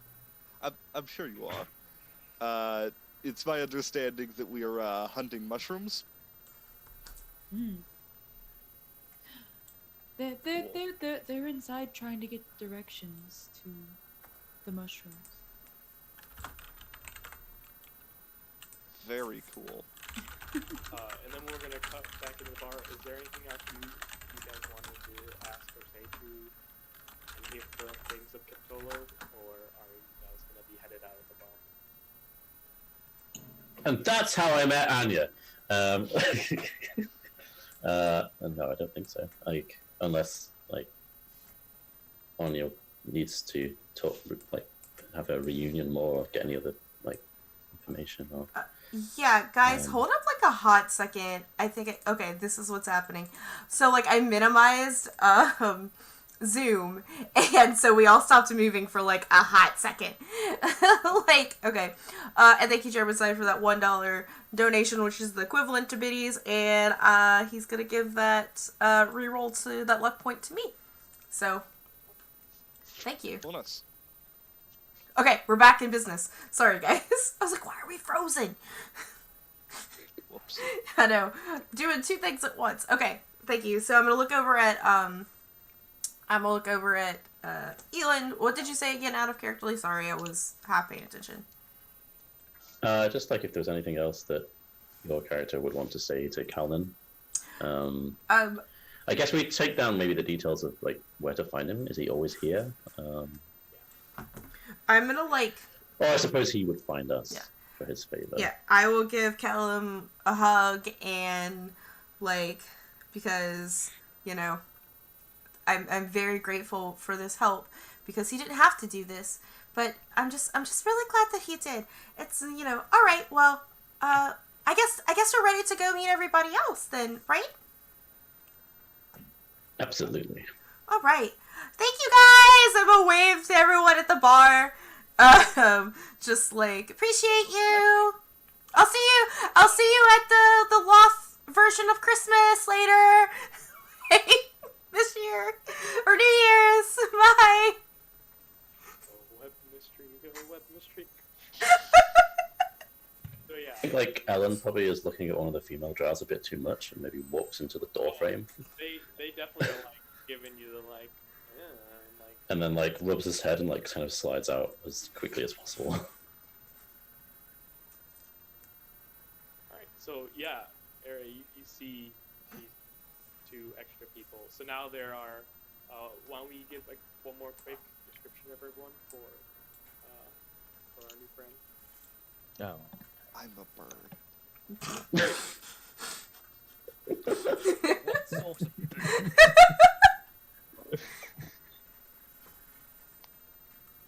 bird?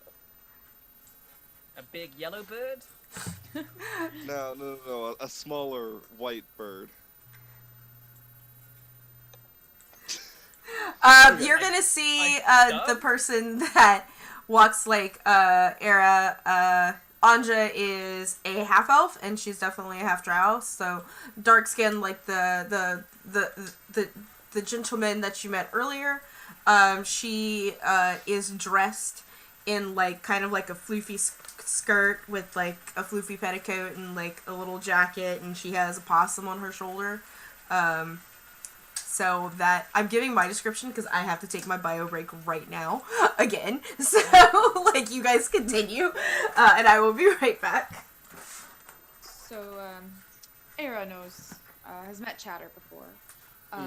And Chatter is an 8'2" Faribolg with dark gray skin, auburn body hair all over the place, collarbone length auburn hair that's pulled back in a ponytail, big yellow eyes, about 326 pounds, and just a big, gentle BB. So 100 pounds. Very dense. 326 pounds. Yes, he's a He's a big guy. I mean, I'm 290 in real life, but so I mean, it's not that much when you think about it. It's just He is 8'2". composition of people. Yeah. You're muted, bud. Yeah, you are. Robert. Am I? You are. Aren't anymore. You're not. You're not now. Okay. You went to talk, and it was just like mouthing at us.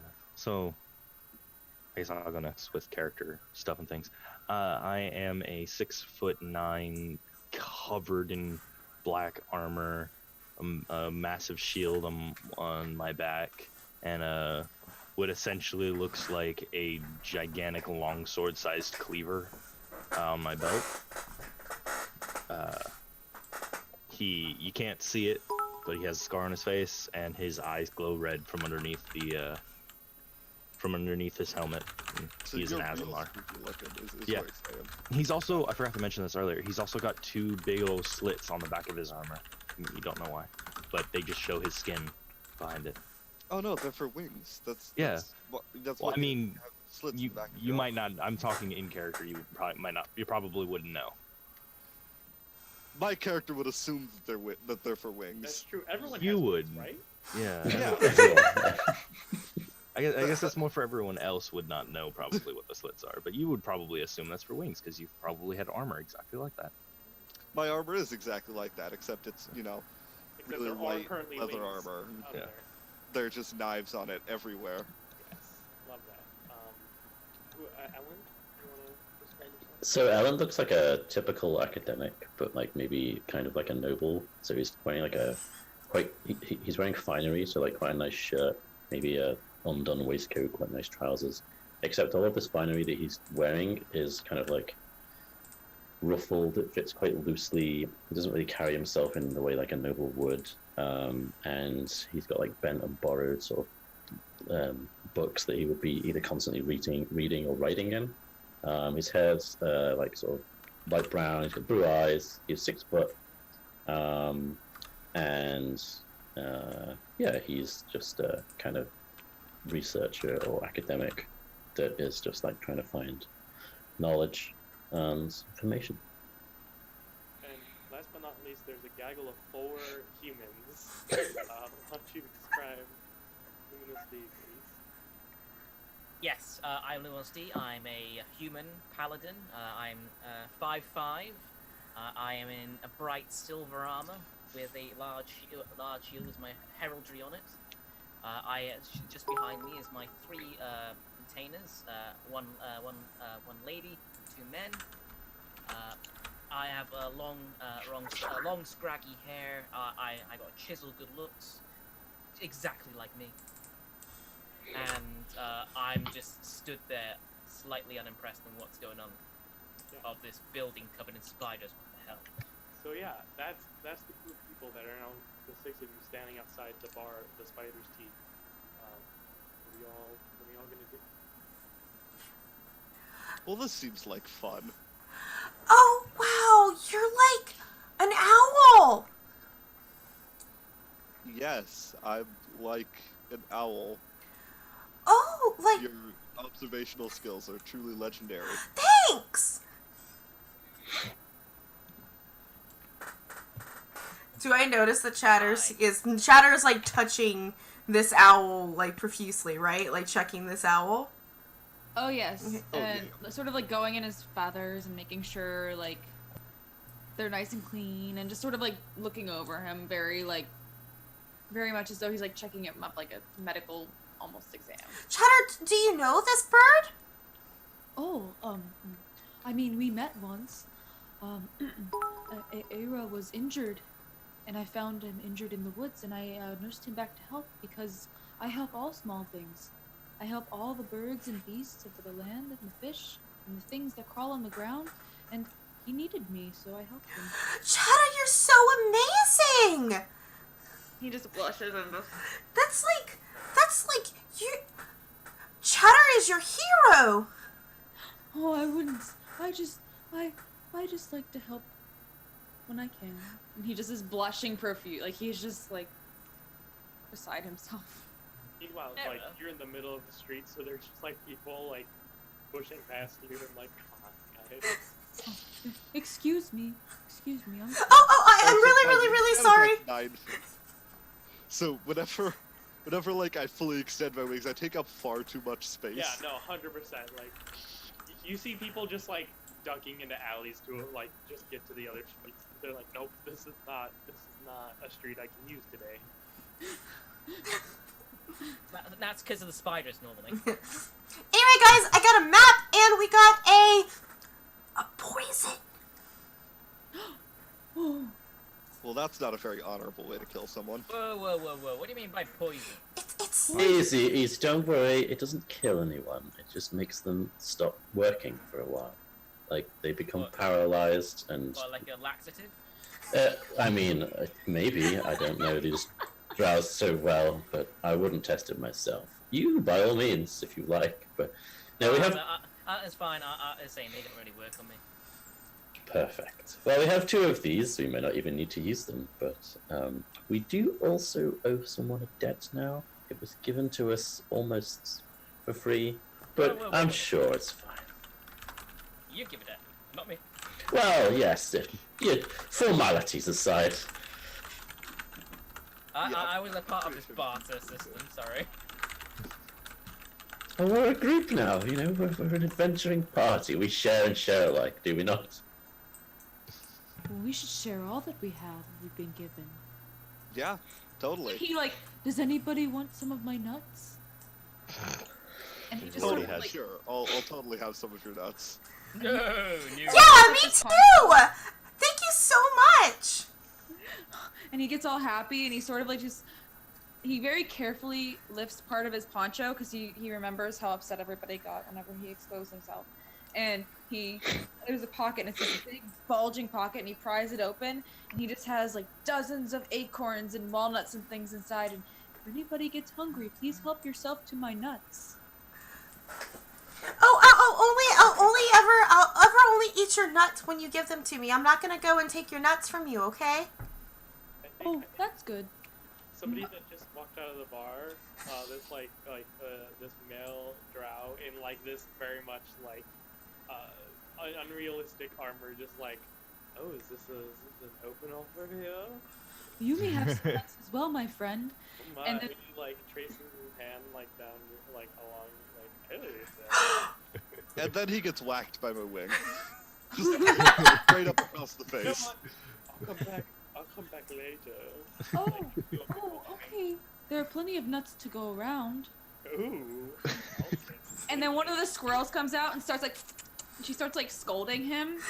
Mom, I have lots of nuts to share. It's all right. I don't have to hoard them. I don't need them for the winter like you do. He was after a specific set of nuts. Wait. Is that squirrel your mom? Oh yes. And she waves. She just That is like the wink. Now a little.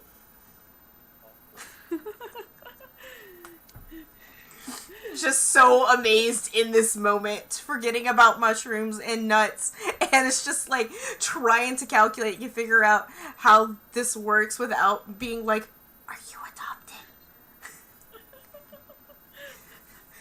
This is my mother. I think my father's taking a nap in my back pocket. Can they also turn really, really, really big, just like you? No, they are just normal squirrels, but they're very special normal squirrels. And you see the mother. What's They're your... very Do you intelligent. polymorph yourself to you what you look like? Are you a squirrel? I can be a squirrel. I think I'm a squirrel. I don't look like one normally, but I think I'm a squirrel. Not helpful, but I could be a squirrel if you want me to. Well, this day got weird. At this point, Alexander keeps on trying to like scoot away, but he can't. He's not quiet enough. He Clank, keeps getting clank. dragged back by Where are we Orange. going? Clink, clink. Exactly. Little brother, isn't this amazing? I'm so glad that I took everybody's hand and forced them into that bar to be your friend. Yeah, fantastic. It's just fantastic. glad I wear armor. Are we Anyway, going to get the mushroom? Yes, we have a map! And poison. I mean, poison! I said that already. Well, What form does the poison Laxatives. come in? Laxatives. Yes, laxatives. what kind of like how do we administer said laxatives then? Drink. Is it a drink? You're No, it's a like. you're muted, on a but there you weapon, go. And then it gets Yeah, I guess like as we're making our way towards like the Underdark or whatever passage we're going to use, I'll explain what Kalman said to me to Alexander. Yeah, it needs to go into their bloodstream. So a weapon of choice or a drink of choice if you're Alexander clever will- enough. Alexander will hold out his hand for one of the vials when you say you can apply it to a weapon. And I just like pass him on. I happen to be highly effective with the bow and arrow. I may He's be able to very good. administer this poison from a certain distance. If all goes well, we won't even have to pull weapons. Agreed? I Agreed. prefer not Oh. to. how far are we from where we go into the mushroom place?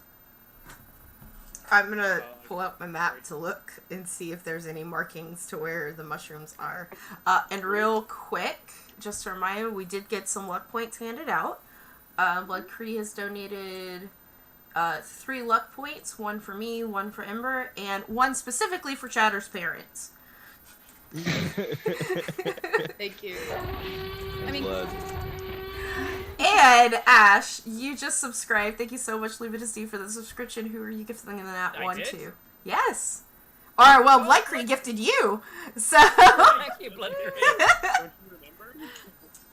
who would you, so Ash, who would you like to give a nat 1 or a nat 20 to?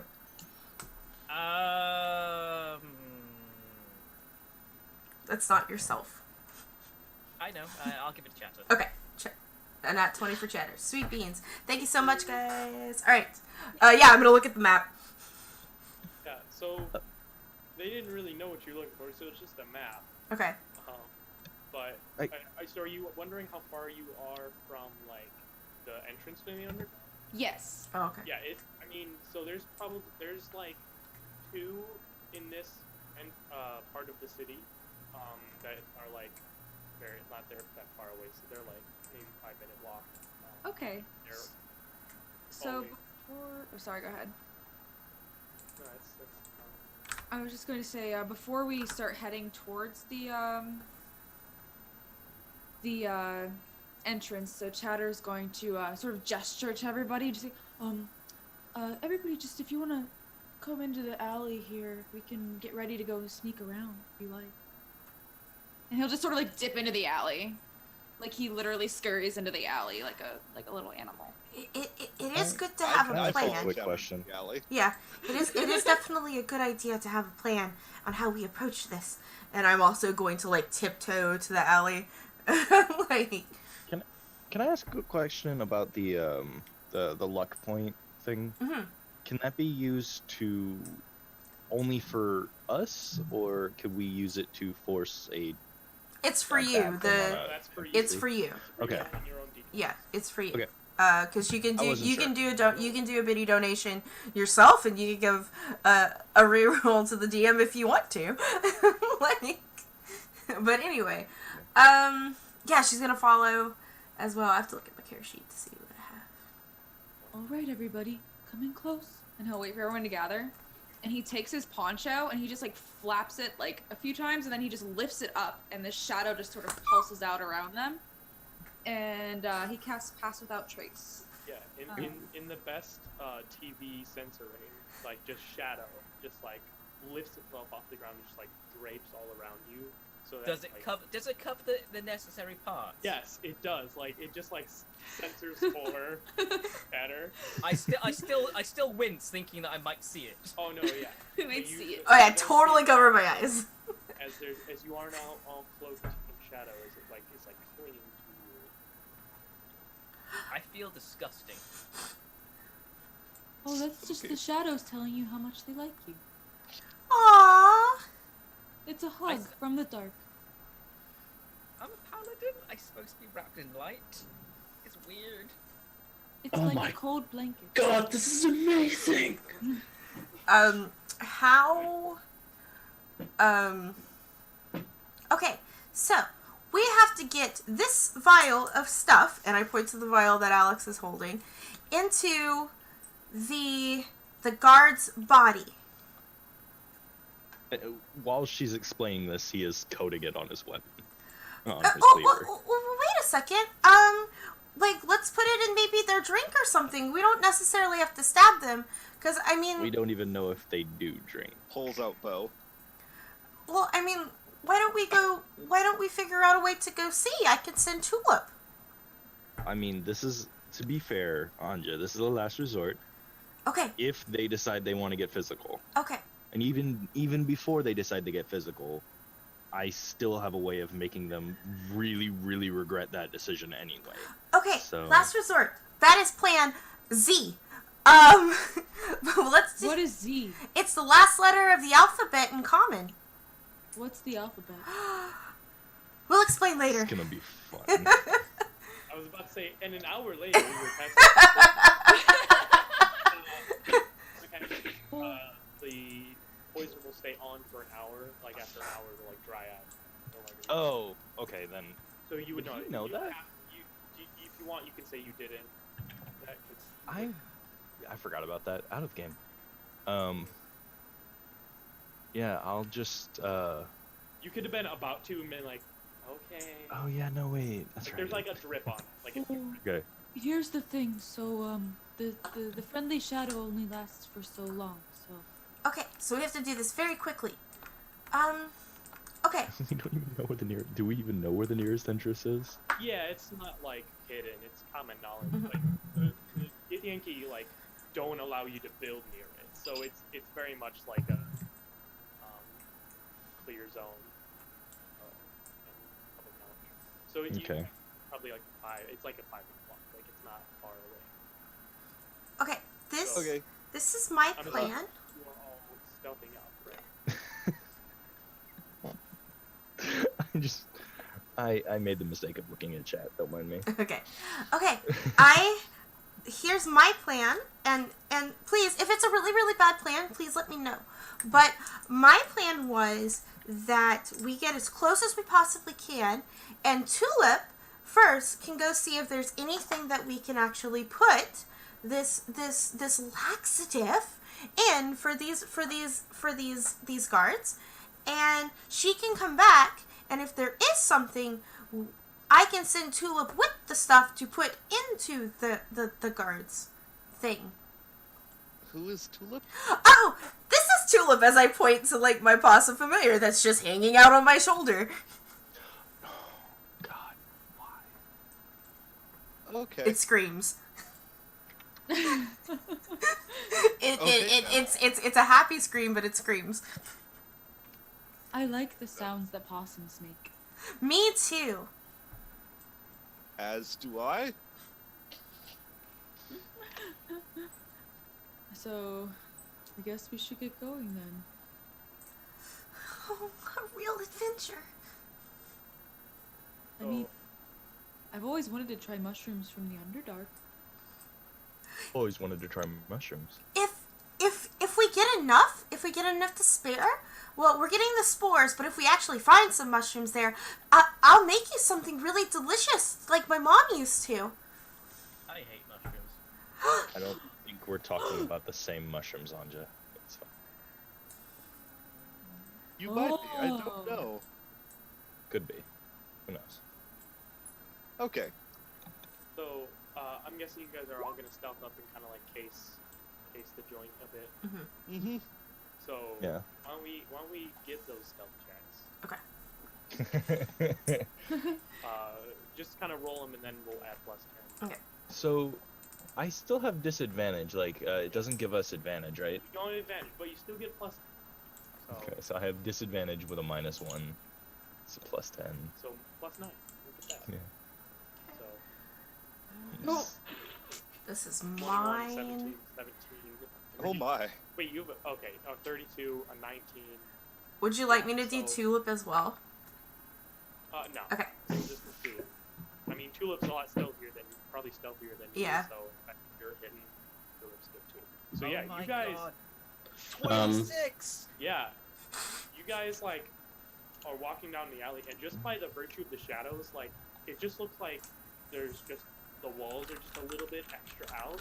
Like nobody really seems to notice you walking, and so as you approach, you see there's like a an 80-foot radius of like bare like path and walkways where anything that was standing was taken down, and like they have obviously been like, nope, can't build here. And then you see basically a mine shaft. It looks like no like door on it. It's just kind of like an open mine shaft. But you see two Gith Yankee soldiers just standing in front of it. So they are Gith Yankee are kind of like elven size and frame, but their skin is like a greenish yellow pale color.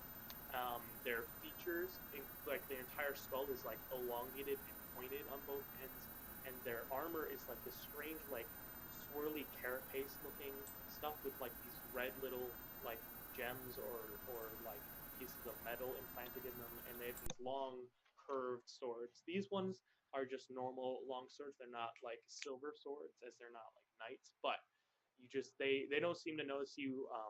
They're just kind of standing vigilantly. Like they look quite bored, but they're not like dozing off. I turn around and whisper, wait. Are we going down that mine shaft? Is that where we're going? I feel Yeah. as if I've been misled about the nature of this mission. And then I look at the party and I'm like, whatever, I'll be fine. Yeah, we're only all gonna die horrible, screaming deaths. And with that, Alexander is going to step forward a little bit and turn back to everyone as like, trust me on this. I think I have an idea that might work. That might just get us through without bloodshed.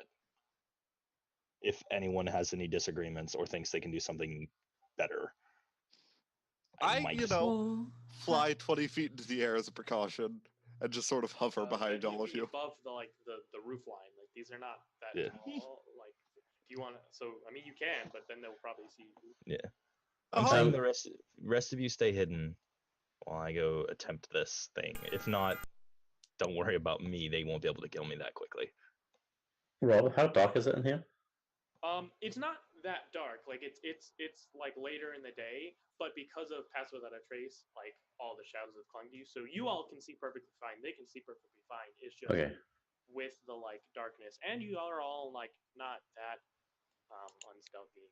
No, Do they have torches like lighting where they are? Like, can we see them clearly? Or yeah, you can see them clearly, but they don't have torches. You gather they probably can see in the dark. Actually, oh no. Right, but I can't. But it's not dark out yet. It's okay, right, that's fine. Like, pretty light out. I do not remember if Gith can actually see in the dark. They actually don't have dark vision, surprisingly. Does Alex explain what he's going to do, or are you just telling us to see what you do? He's just saying, trust me. Okay. Okay, I trust you, little brother. Anybody? I don't. Alan's gonna go up to him and like just please don't hurt anybody. Put his hand on his shoulder and go, I trust in you, my new friend. I believe that everything will be okay in your hands. And I'm going to give him 1 bardic inspiration. Ooh, very nice. It's a D6, right? Yep. Okay. And he'll turn to Chatter, and this is the first time he's spoken softly this entire time. He will say, I will try not to hurt anyone, but no promises. And he's going to walk out, and as he walks out, you see him just stand and do the whole like fix his collar thing, and fix his tie, but he obviously doesn't have that. But armor, like, chink, yeah, chink, chink. And he gets about 50 feet away, and he kind of does that crack of the neck, and you hear almost supernaturally loud cracking as skeletal wings pop out from his back. He's using his transformation here to get the wings. Oh wow, I've never seen a bird with wings like those. And so first, That's fucked up. Like like So he look like? he's cracking his back and shit, and he rolls his shoulder forward, and a wing pops out, and there's a little bit of blood at first, and then it just continues to just grow and grow until they're like 20-foot wings on either side of him, just made of bone and like decomposing flesh. It's nasty looking. Yeah. It is not at all what you expected from him. He has been completely composed, nice-ish, sarcastic a little bit, but he's been mostly nice. But he does this in full view of the Gith. He wants them to see him. Yeah. No. Yeah. So you just kind of see, like he cracks his back, and you hear this crack, and you see just like bones pop out of his back. So it looks like he just broke his back out of his armor, but then they just keep growing and growing, and then there's just like dark aura starts to form around you. So this is like, are you like getting close enough so they have to make a wisdom save to be friends? No, nope. Okay. I am far enough away to where that doesn't happen. Okay, but I do think you definitely should make an intimidation check with advantage here. That was the second part I was going to ask you. That 100%. Yeah. No. Separate for each one, or no, just for one. That's an 18. Yeah. So you see, they saw you walking up, and they had their like sword, like they were like, you know, hand on the sword hilt, like whatever, and then they see it and they like drop, like they forget about drawing their swords and like just staring at you. Like both of them are kind of unsure what to do at this moment. He's gonna crook one finger in the classic "come here" to whichever one looks a bit more awake at the moment, conscious. Yeah. So the like right one, kind of like looks at the other guy, and then the other guy puts his hand in his nose, and then so he starts walking over. Yes. You have one thing you're gonna let me do, or I'm going to sever your head from your body. You are going to let me and my party pass. We're going to come back. This is a one-time offer. This is me being nice one time. I suggest you take it. He like, citizens are not allowed in the Underdark. I think you're going to want to restructure that into either a yes or no. And he kind of like turns back and starts talking. And do you speak Gith? I speak Undercommon, Primordial, and I think Celestial because of Azamar. But can I hear them? I do. If anyone does speak Gith, they can make a perception check to see if they can hear them. Okay. So the other one turns around to the friend and starts saying in Gith. So something you say like, I think we're gonna have a problem here. They want us to let them in. I say, let them in, and then we just inform the commander about it. And the other one kind of nods, and then the other one who was talking to you. Yeah, yes, of course, an exception can be made today.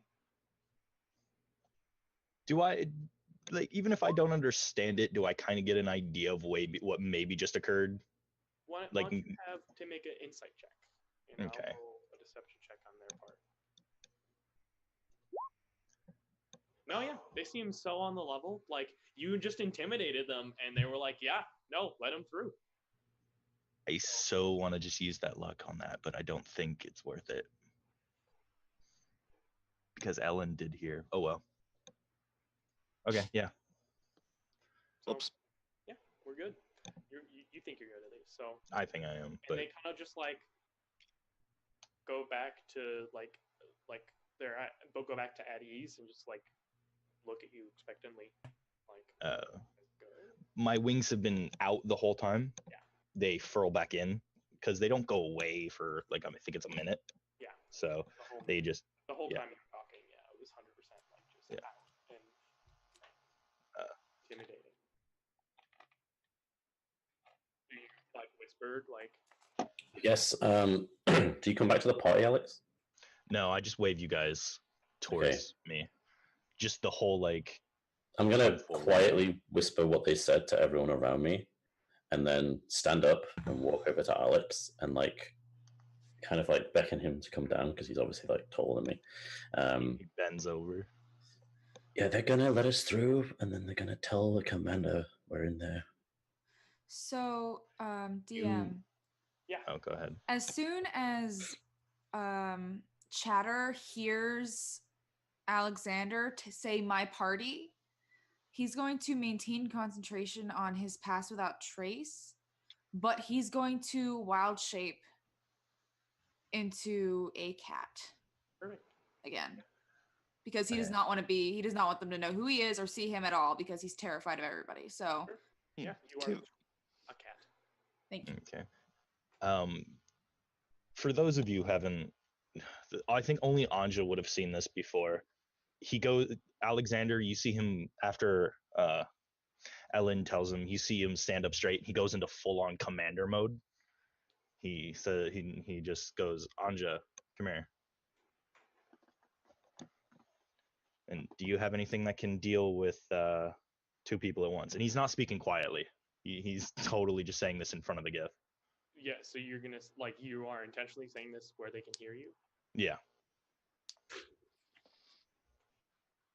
The other one turns to other guy and says something, and the other one kind of comes up. So basically now you went back in the alley, right? Oh no, I'm still standing at where I haven't moved. Okay, so yeah, the other one comes up and they're both standing next to you with their hands on their swords now.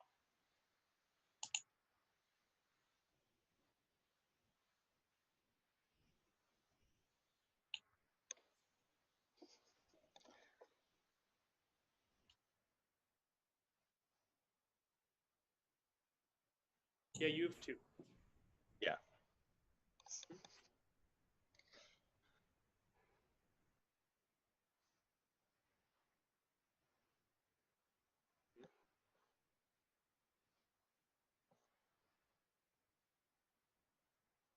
Mm-hmm.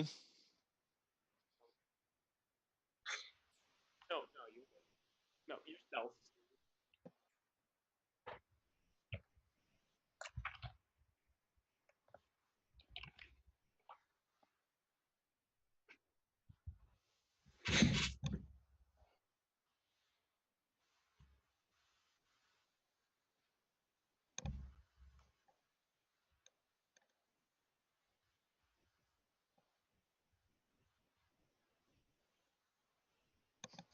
Yeah, why don't we get a deception check here?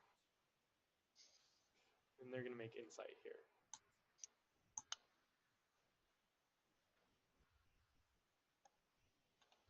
Somewhere. Yeah, please do. Yeah. Ooh, what a reroll. They look confused, really. And one of them very quickly, takes it and is gonna take a swig. So, roll a Constitution saving throw. I'd like to say when he is taking a swig, I don't know how it would look, but I'm going to bonus action cast Wrathful Smite and concentrate on it. You don't have to use it right away. I think it lasts for a minute. Yeah. So I think it probably probably would glow coming around your sword. Yeah. Probably involves some manner of prayer. He is, yeah. It's just his fury. He just starts muttering. Yeah, some of your fury just gets put into this sword. Mm-hmm. And you see one of the Gith just down it, right? And then and just fall on the ground. And so now I think it's time to roll initiative. Yeah, that's a good idea. That Wrathful Smite is ready. Yeah, the Wrathful Smite is cast, but yeah, it's definitely initiative time. Oh boy. That's not a laxative. That was my first nat 20 of the time. Woo! It's still a 19 because I have a -1. Oh. Tulip will just go on. Yeah. Yeah, just have it go on your turn, I think. You can pick. No worries. Heck yeah. Knockout. Why is there a Guys, 0.11 knockout. additive to my initiative Yeah, I modifier? don't know why. Oh, it's tiebreaker. Oh. Oh, it's for Oh. I get it. Yeah. I don't know why it's 0.91 for me though. Is it because I have negative initiative? Oh yeah, that's probably it. Is it Yeah. just like not liking that? Yeah, probably. All right. Funny. Mm-hmm. I don't know why it would do that. Guys, I just want to stress, knockout. Yeah. Well, that's why I have the Wrathful Smite. For knocking people out. That's how. Yeah. Glad we're on Well, the it's same. also for fearing I people. can do that too. It's not always. It doesn't always knock out. So looks The like point wasn't to knock out. Alexander's turn first, if I'm not mistaken. So Also, I yeah. need to move my character sheet to roll 20. I am trying to get my computer to cooperate. Let me go back to roll 20. There we go. Yeah, it's just instant swing towards the other Gith. All right. Make an attack 16. roll. That's with Wrathful Smite, so 16 will miss, just barely, as he dodges out of the way as he sees his friend get knocked unconscious by. I will use my guided strike. I don't actually wait. Do I have to declare that first? You Yeah, are you do. inspired actually as well. Well, you have to wait until after it rolls before he tells you it's a miss. For But, okay. Oh, Sure. is it? I'll let you roll inspiration if you like. Okay, then I'll roll inspiration. Yeah. I think that's how you do it. 19 then. Yeah, so that'll hit. So why don't you roll some damage? Okay, so it's going to be that plus 1d6 psychic. All right. And he needs to make a saving throw. So that's 7. Well, you also get your strength modifier of damage. So. That was my strength modifier. Oh, you have a strength mod of 0. I only have a +2. I am a charisma build. Oh, never mind. I see. So okay. Yeah. So And then he needs to make a wisdom saving throw. You got it. So Yeah. that'll be a 19. 19. Yeah. Yeah. No. So he's. But yeah, what does it look like when he gets hit by this wrath? So his cleaver is wrapped in this red that almost matches his eyes, except it's got black in it as well. And when it hits him, it just covers him in this energy, and then it's gone. Yeah. But it's like this red energy just like go it. So you like slam into this like the kind of like armored chest area, and like the red energy just like seeps into the cracks of the armor, and like you see him take a quick step back. And he does need to make a saving throw for the draw poison though. Yes, as you also apply your weapon with that. Yeah. And then that's a fail. So you see him fall unconscious. Works for me. All right. Well, I guess we can resolve initiative unless any of you guys want to do anything else to these folks. So are you guys gonna just book it, or is this not the end? I guess we should get walking. I mean, but like, if they wake up, I'm like holding They- my they bow, could- looking kind of sad. should we tie them up? Probably. I'll They grab know that. who we are. They can identify us. We need to do something about this. Well, they can identify 2 of you. Just Yeah. 3, because Ellen and Anja both walked out. Mm-hmm. Oh, And Ellen? myself. Oh, Yeah. 3 of them. That's right. You're just gonna see Alexander bend over the one guy, and his sword just cross the throat. Wait, before he does that, Before. as he sees, can I do something as a reaction as he's like bending down to cut the guy's throat? You have a turn before he does. So. Mhm. Okay. Yeah. So, he's a cat right now. So he's going to run as fast as he can and stand on top of the gift guard body, and he's going to hiss at Alexander. Okay. So as you like are going to try and slit this kid's throat, like this cat is just like at you, like so the cat you know is Chatter. So are you gonna like? You know, I already told you I didn't want to kill them, but they will find us and they will hunt us until they kill us, unless we kill them. And he's just going to like, he's going to do that very irritated cat body language with his tail flashing back and forth, and he's just looking at him, his hackles are up, and he's very angry. Please, guys, don't fight. What if we tie them up, we put them inside the mine with us, and then maybe when we get back with the mushrooms, while we're traveling to look for the spores, we can have a conversation about what we can do with them. Maybe someone has a solution or something before we just, slit their throat. You guys all live too easy of lives. I walk out and say, just tie him up and throw him in a dark room. Someone will find him eventually. We only have to get in so far, and then we can hide in the Underdark. He'll nod at that suggestion. Just when Luminos comes out saying this, Alexander is just he has been silently grating because he doesn't like the paladin, because his oaths are basically the exact opposite of every other paladin.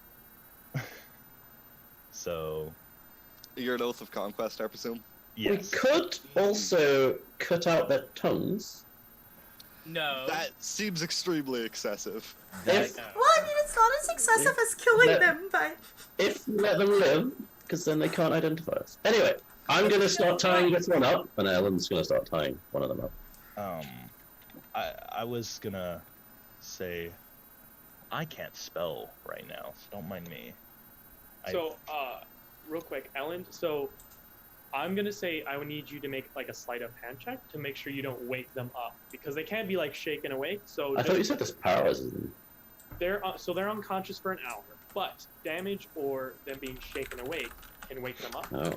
So they didn't paralysis is if they paralyzed. Yeah, paralysis is if they fail by 10 more. Five. Oh, is it? Okay, so it's based on their concept. Okay. Yeah. I will do that. Blind and gag them as well. But no, I'd actually pull Luminous aside in character and be like, listen, light boy, I know you have to show mercy to people, but I also want to survive. So, like, we should probably kill these people. I know you don't agree with it, but... It's not about mercy, it's about doing something right. And they're just doing I'm gonna tie up the other one while these two are talking. Yeah. Could also make a sleight of hand. And the sleight of hand succeeds. It's not that hard to, like, not tie someone up. It's just to see if you failed, essentially. It is possible. Yeah. You're fine. So, like, Ellen, you have to, like, roll them over, wait. Their hands wait. Like, do it in stages, because they, like, shift a little bit. But you are able to, like... Can I just, like, hit him on the back of the head with my rapier? So he falls unconscious again if he wakes up? He doesn't wake up, but okay. Certainly do that if you want. If I feel like he's stirring too much, I'm just gonna like hit him with the hilt, like not the blade. He does not stir. Okay. So are you just tying him up, or are you also like gagging them in line? I guess we can do that. Yeah. Okay. So they are like hogtied, bound, gagged, blinded. Is Alex evil? He is lawful evil. Okay. That's fine. He's evil in the sense that he does whatever it takes to survive and get his goals done. He's not evil in like he's gonna go killing babies. He's not that kind of evil. He's not evil unless there's a reason to kill babies. Unless there's a reason. Yes. You know, like God in Egypt. Right. Yeah. So, you are now standing in the middle of the street, like in a purposely open area with two unconscious Gith. What are you gonna do? I thought we were in a mineshaft. No, you are outside of it. We're gonna drag the Gith into the mineshaft. Yeah. They were guarding. This was to get into the mineshaft to the river. I guess we drag them inside, right? Yeah, I think dragging them inside is probably a good idea. And you know, like can I pick one up? Oh, I guess I have 8 strength. Maybe not. You mean not? I could probably pick one up. Yeah, I'm I'll pick up the remarkably other strong one. for a bird. I try to pick one up. Someone give me a hand. Oh, you can do it! I'm gonna come and get the feet of this one Gith and like, lift with your knees, Ellen! So me and Anya will carry one together. I have a 12 I just strength. grab the other one by the scruff of the neck and just drag him. Alright. Yeah, so you guys get maybe like 10 feet into the mine shaft before like being dragged wakes them up, and they're just like thrashing. But they're tied and bound and gagged. I will make a quick. When they start thrashing, I'm gonna make sure I'm walking so they can both see me. Yeah. And just be like, I suggest not. Yeah. No. Can we do like non-lethal damage till they're unconscious? Yeah. Yeah, you could. Just like You punch want them a couple of times. Yeah. They. Maybe not me, but like someone else. Like Yeah, presumably everyone else. Like while you like, we'll just like fast forward. Like they are unconscious. Like you knocked them out. They weren't able to break their bonds during that little exchange. So yeah, you guys like, bam, bam, knocked them out, and they are out for good for now. Perfect. So. Now you're I thought the plan was to go in this veil of shadows. Why are we trying to kill people now? That's what I want to know. You just hear "Rah!" and a hiss. I pick up the cat and sort of walk while petting her. I blame Alexander and carry on walking with the guy. I mean, Listen, like... the moment we got there, I saw how open of an area it was. There was no way we were gonna sneak past them. That was the only option that had an option to end without bloodshed. What happened to the opinion. arrow idea? Yeah, what happened to the arrows idea? Arrows are the best solution. Arrows are only so good if you can actually hit.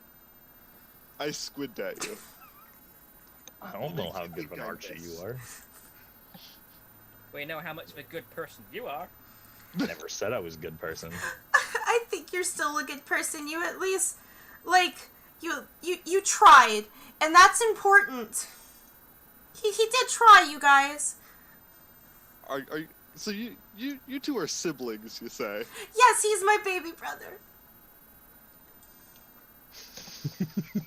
I would not use baby to describe that. Okay, moving on. Speaking. What did I miss? What did they say about the spell and that? Oh, just a conversation about how evil we are. Okay. Also, he insulted my archery. Yeah. So first things first, I'm the realist. No. So you guys have a map and like a diagram of what to look for. So basically, who is like navigating with the map and who's looking for the mushrooms. And what's the light level? Very quickly it is zilch. So you guys will figure out on your own job. Yeah. Why am I in a cave? I So- cast light on my shield. I cast light on, I guess my rapier. Okay. So you. Or like my quill, I guess. That seems cool. Oh, I'll just put this away then. Yeah, I like have- exactly. I have Like light on my shield now as well. so, what skill would be required? I know it's a bit metagamey, but I feel like my character would know which one he's better at doing, so he would maybe help. Your way through the Underdark with survival, and who's like looking out like perception for the mushrooms. So I guess I would be looking for things then. Yeah, and maybe having the druid be the one doing the navigation would be fantastic. Survival being. Is would Shadow be comfortable like navigating underground and in the dark? Is that kind of something you'd be comfortable with? Oh. Yeah, so Chatter can navigate and is good at survival. He will, once they get into the dark and into the mine, he'll very deftly leap down from Era's arms, not before doing a little kitty nuzzle and a purr. Jumps down and wild shapes back into himself, and he just sort of looks at Alexander and says, "You made a promise, and you broke it." No, I said, and I would like to remind you of what I said, if at all possible, were the last things I said. It was They- possible, and you threatened to decapitate them right away. That is not the way of trying to maintain peace. I did not intend to decapitate them. They Can do I not know incite that. him? Can I tell if he's lying? If you'd like to make an insight check, go ahead. Like, are you lying? I think I would notice. What did he roll? Alex, Unless you're like, gonna you try rolled and a- just you got a Yeah, he is- 20. He is totally, and this is going to be hard to believe, he is actually telling the truth. Okay. You didn't He actually he intend to decapitate. he didn't intend to decapitate them. Like, He was I- willing. Yeah. That wasn't what the point of the statement was. Yeah. He thought about it. You've got to be careful, you know what these Gith are like. They're everywhere, and they outnumber us immortally. If we become wanted or hunted, well, I agree. I like books and safety, not killing and dying. It's much We easier had a to be plan. quiet and stealthy, and I thought this we had a very lovely good creature plan. used and consumed his magic to get us through, and you must be more respectful of people's prowess. Thank you, friend. I did not mean to mess with the plan. The plan wouldn't have worked at that point, though. You do not know that. Okay, next time you can go sneaking through an open field. I will. And I have. You don't get this old by being stupid and running into situations. And so then he'll go ahead and he will do a survival check to see if he can navigate. And he'll actually go up to Anja and may I borrow the map, please? Oh, yes! And I'm gonna take the map out of my pocket and I'm gonna give him the map. I'm really, really sorry. That's okay. And he'll pat her on the head. So, also to get a little mechanical real quick, anybody who's not currently looking for mushrooms or doing map stuff could assist either of those people. And then everyone who is not will be doing perception checks. Everyone else will just be relying on their passive perception. So I'm gonna look over Chatter's shoulder and sort of just like point at things in the maps, like, that looks like a thing. Yeah. That looks like a thing. So Chatter will be doing it with advantage, and I'm helping. look for mushrooms. I'm helping looking for the mushrooms. Yeah, Ellen's So looking then- through. So yeah, Oh. and then Luminos, why don't you get the perception check? And if it's worse than your passive, we'll just use your passive, but you'll be the only one using their not passive perception. I guess I'll be looking, like, So- kind of Yeah, keeping oh, on you're guard not. myself. But yeah, that's also you're also Okay. I just Let's. So who's rolling what? Do you need a So- soldier roll? Or- so, Ellen, you were looking for mushrooms, right? Yes. So you have the advantage because of your friend. Okay. You got survival or persuasion. Ash 14. rolled persuasion. We're looking for perception. Oh, sorry, I've No clicked worries. the wrong one. No worries. Persuade the mushrooms to come down. Cool. So, yeah, Chatter is nailing it. Like, basically, with the help, Chatter, you are like keeping one finger on the like caverns of where you are, so you basically think you know exactly where you are. And then Anja and it would be Anja and Luminous are the ones keeping an eye out. I'm so distraught about what just happened, so. And you just focus on the work, Mhm. just like whatever. And then Ellen, you got a 14 makeup features. Awesome. So I'm gonna do a quick what's gonna happen roll. Something happens. Something does happen. So let's see how if they're particularly stealthy. I'm guessing not. So just very quickly, as Aira's helping Chatter navigate, he'll just sort of look at him and say, "You're just as helpful as I remember you." And he'll go into like his satchel and he'll pull out some. He always has like dried meat on him, and he'll hand him a bit of it because he figures that I all gratefully birds like dried meat. I'm like, snack. Nom. Yeah, and during however long it takes us to figure out where we're going, Alexander would be talking to Ellen, and essentially, like, do you think I was in the wrong?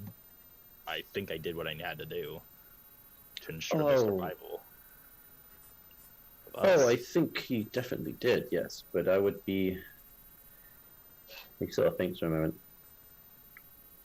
The magic our Furbolg friend used was quite strong, and it's difficult to use regularly in the day. I would maybe be careful wasting such power, as he may hesitate to use it in future. Plus, it was amazing. But yes, I don't know. Sneaking past them may have been difficult, but I think to gain the trust of our new friends, we should at least have attempted it. You know, you can get us out of any situation with that giant sword, and he like sort of waves to the cleaver at your waist. I think I definitely have faith in that far more than any other plan right now, but as a last resort, maybe not the first one. Fair enough. And I'd like to point out that Alexander is 20. He is in that brash, he thinks he's immortal phase of his life. So... No excuse for yeah. that. Don't get me wrong, I want to kill as many Gith as possible, but maybe as many at once. What did they do to you? What did they do to me? World? Took over the whole world, shackled my entire bardic college, so that we must research and do their You bidding. mean the Underdark? Yes, everything. That's They've the taken whole it all world, the from us. Underdark. Well, they keep cluttering up the skies. All They've those taken over the surface as well, haven't they? really the Sure. worst. Wouldn't taken that be over common parts knowledge? Um, Have they taken over the whole surface realm, or is it just parts of Oh, it? yeah, no, like, they have ships over everything. Yeah. Yeah. So they've like, presumably that would be common knowledge for everyone, even Luminos, I would think. So they've like, you know, they're known to I mean, have they been subjugating the whole area, Yeah. continent, they planet, whatever scale razed they use. my home village, like just destroyed it. So they're not exactly our friends. A peaceful resolution would be the best, but I foresee with Gith being the enemy that's probably not how it's going to end. But we might need more friends before we attempt something so grander scale. Is that a mushroom? You, like, cross-reference, like, huh? No, no. Yeah, and is anyone else, like talking, like, having some, like, opportunity for, like, travel conversations as you start journeying through the Underdark? Or are you just, like, staying silent trying to be stealthy? I'd be like awkwardly too quiet as I'm helping Chatter. As we're kind of going along, like, Chatter is not going to try to be stealthy at this point because he notices how dark it is around them and how two people currently have light shining off of their stuff. So he's figuring that they're pretty much a beacon to anything that's looking for something. So he's just sort of making his way and navigating Yeah, and with the and help then, of his friend. So yeah, after like only about probably like as you first enter, it looks like a mine shaft. Like this was at some point probably literally a mine shaft, just outside the town, until the town grew around it. And after only probably about like 5 minutes of walking, you get to what I assume is probably at least the start of the Underdark proper. So the cavern here is probably like a good 40 feet wide and like 20 feet tall. Like it is a large, like expansive tunnel you're walking through now, and it is just overgrown with all sorts of different fungi, and there's a bit of bioluminescence like all around. Not enough to like give like people without dark vision clear vision, but enough to like accent the whole cavern. And you see a multitude of like small, like there's bats and there are like some rats and stuff scurrying around, and just like, and also anyone who's been in the Underdark, of course, like Anja, and then anyone else who has, this is like the unclaimed wilds. It looks like this is not what Underdark, especially this high up to the surface, typically looks like. Like this is literally like someone didn't mow, like they're like went on vacation and didn't mow their lawn. Like it is overgrown and like untamed as compared to normal Underdark conditions. And as you keep going, the tunnel only gets larger and larger until you start getting to like parts where it's like large like caverns that are just like, it's like cavern tunnel, like just these like ever expanding like series of caverns and tunnels that Chatter and Era, I said that right? Era? Era. Are like navigating you guys through, and like. Are we always like sealed in, so to speak? Yes. Like, so there's not like a crevasse or anything that I could like. Okay. Yeah, there's no sky. Like it is like solid tunnels and caverns, and at one point, like there's probably like an underground river that you guys cross over and stuff, but there's never like, a bunch of like there's never sky. And do we? Yeah. Sorry. I look would we recognize comfortable. any of the flora or fauna, like of having capabilities that might affect people? Maybe, I don't know, like someone's memory. Sure. Why don't you roll me a nature check, real quick? Brilliant. Probably not. You recognize one mushroom that like is an actual laxative. Right. Yeah. Excellent. So I don't know if you want some of that, but there you go. That's about all you really see. I might take a don't even know sample. one of those exists. Okay. About an hour. You'll see. An hour? Okay, maybe if it's gonna take that It's long. Then. natural. No, Okay. you don't know. Yeah.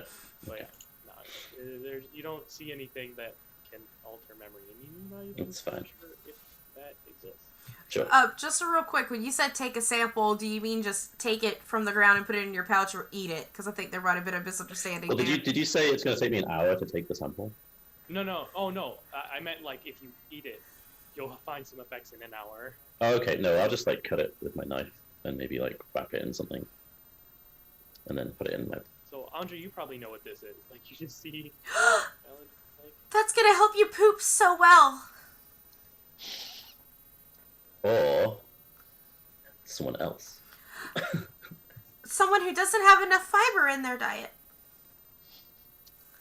Or a noble who particularly needs to be embarrassed. Who knows?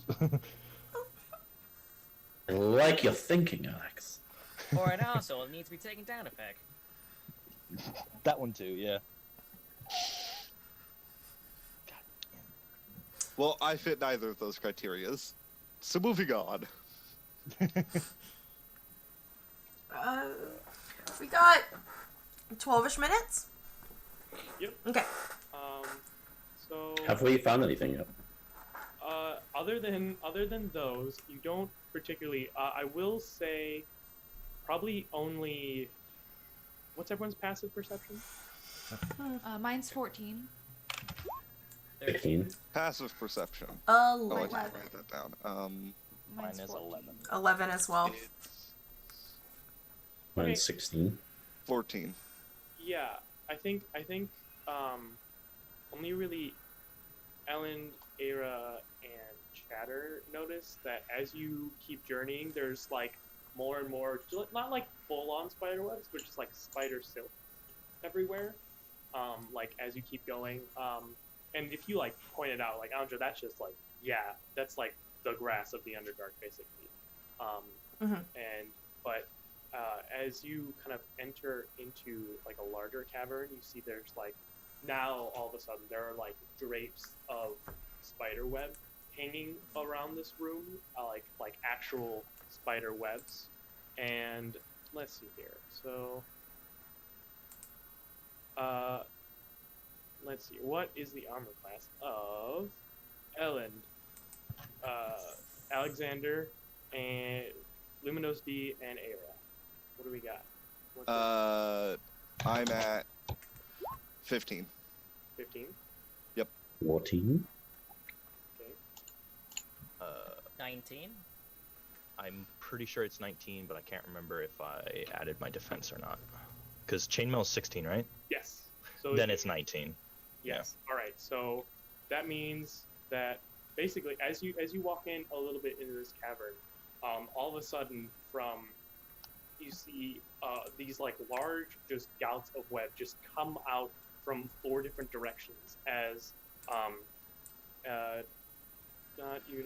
So Era and not Alexander, but Luminos are just covered in web. As you see these 2 large spiders, the same size as the spiders outside the bar, and then you see hanging from the ceiling, like by one arm, these like humanoid-sized creatures. They're like these.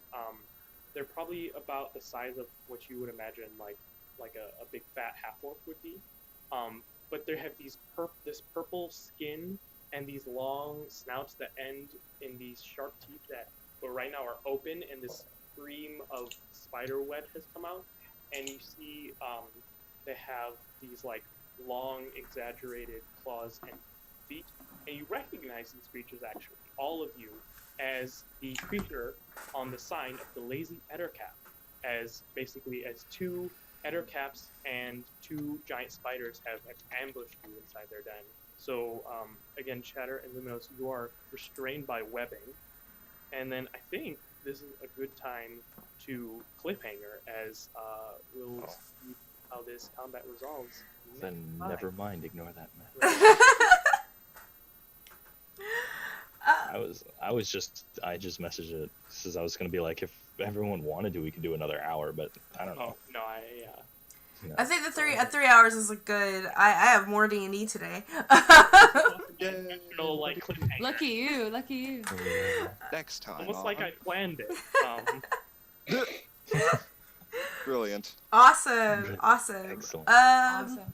All right, great. Thank you guys so much. We're gonna go ahead and just kind of go around the table. You guys tell Robert how much fun you had and how great of a job he did. And also where we can find you on the internet and what you're doing and all that kind of stuff. And we will start with Robert, our Dungeon Master. Hi, so I'm Robert, the GM, or the DM of this series. You can find me at Rob B. Rollin on Twitter. You can find me in lots of awesome people's Discords, and just in general trying to do tabletop role-playing and stuff. Oh, this is exciting already. I'm so... fun stuff. Thank you so much for having me on, you guys, and being great players. Ah, Who are you talking about? Certainly not me. you're great, Oh, hey, Omega. don't pick up on my friend like that. Cool beans. And, since Omega, since you spoke up, we'll send you off next, since you are the last one to join us. Yeah, sorry I was late. I had a psychiatrist appointment. Don't be. But yeah, this is shaping up to be a really good game so far from what we've done. I don't exist in the internet. You'll find me in some Discords, but other than that, I don't have any social media.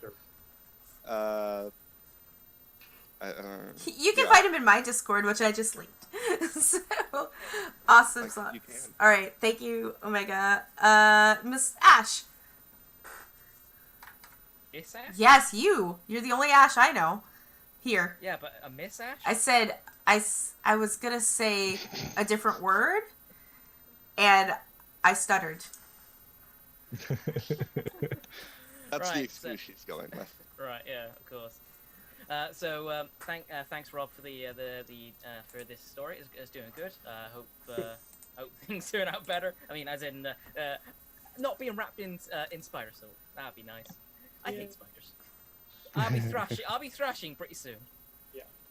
I'm Blue LSD, also go by name Ash. You can find me under my name under Twitch, Twitter, and such. Thanks for having me, guys. More games to come. Thank you.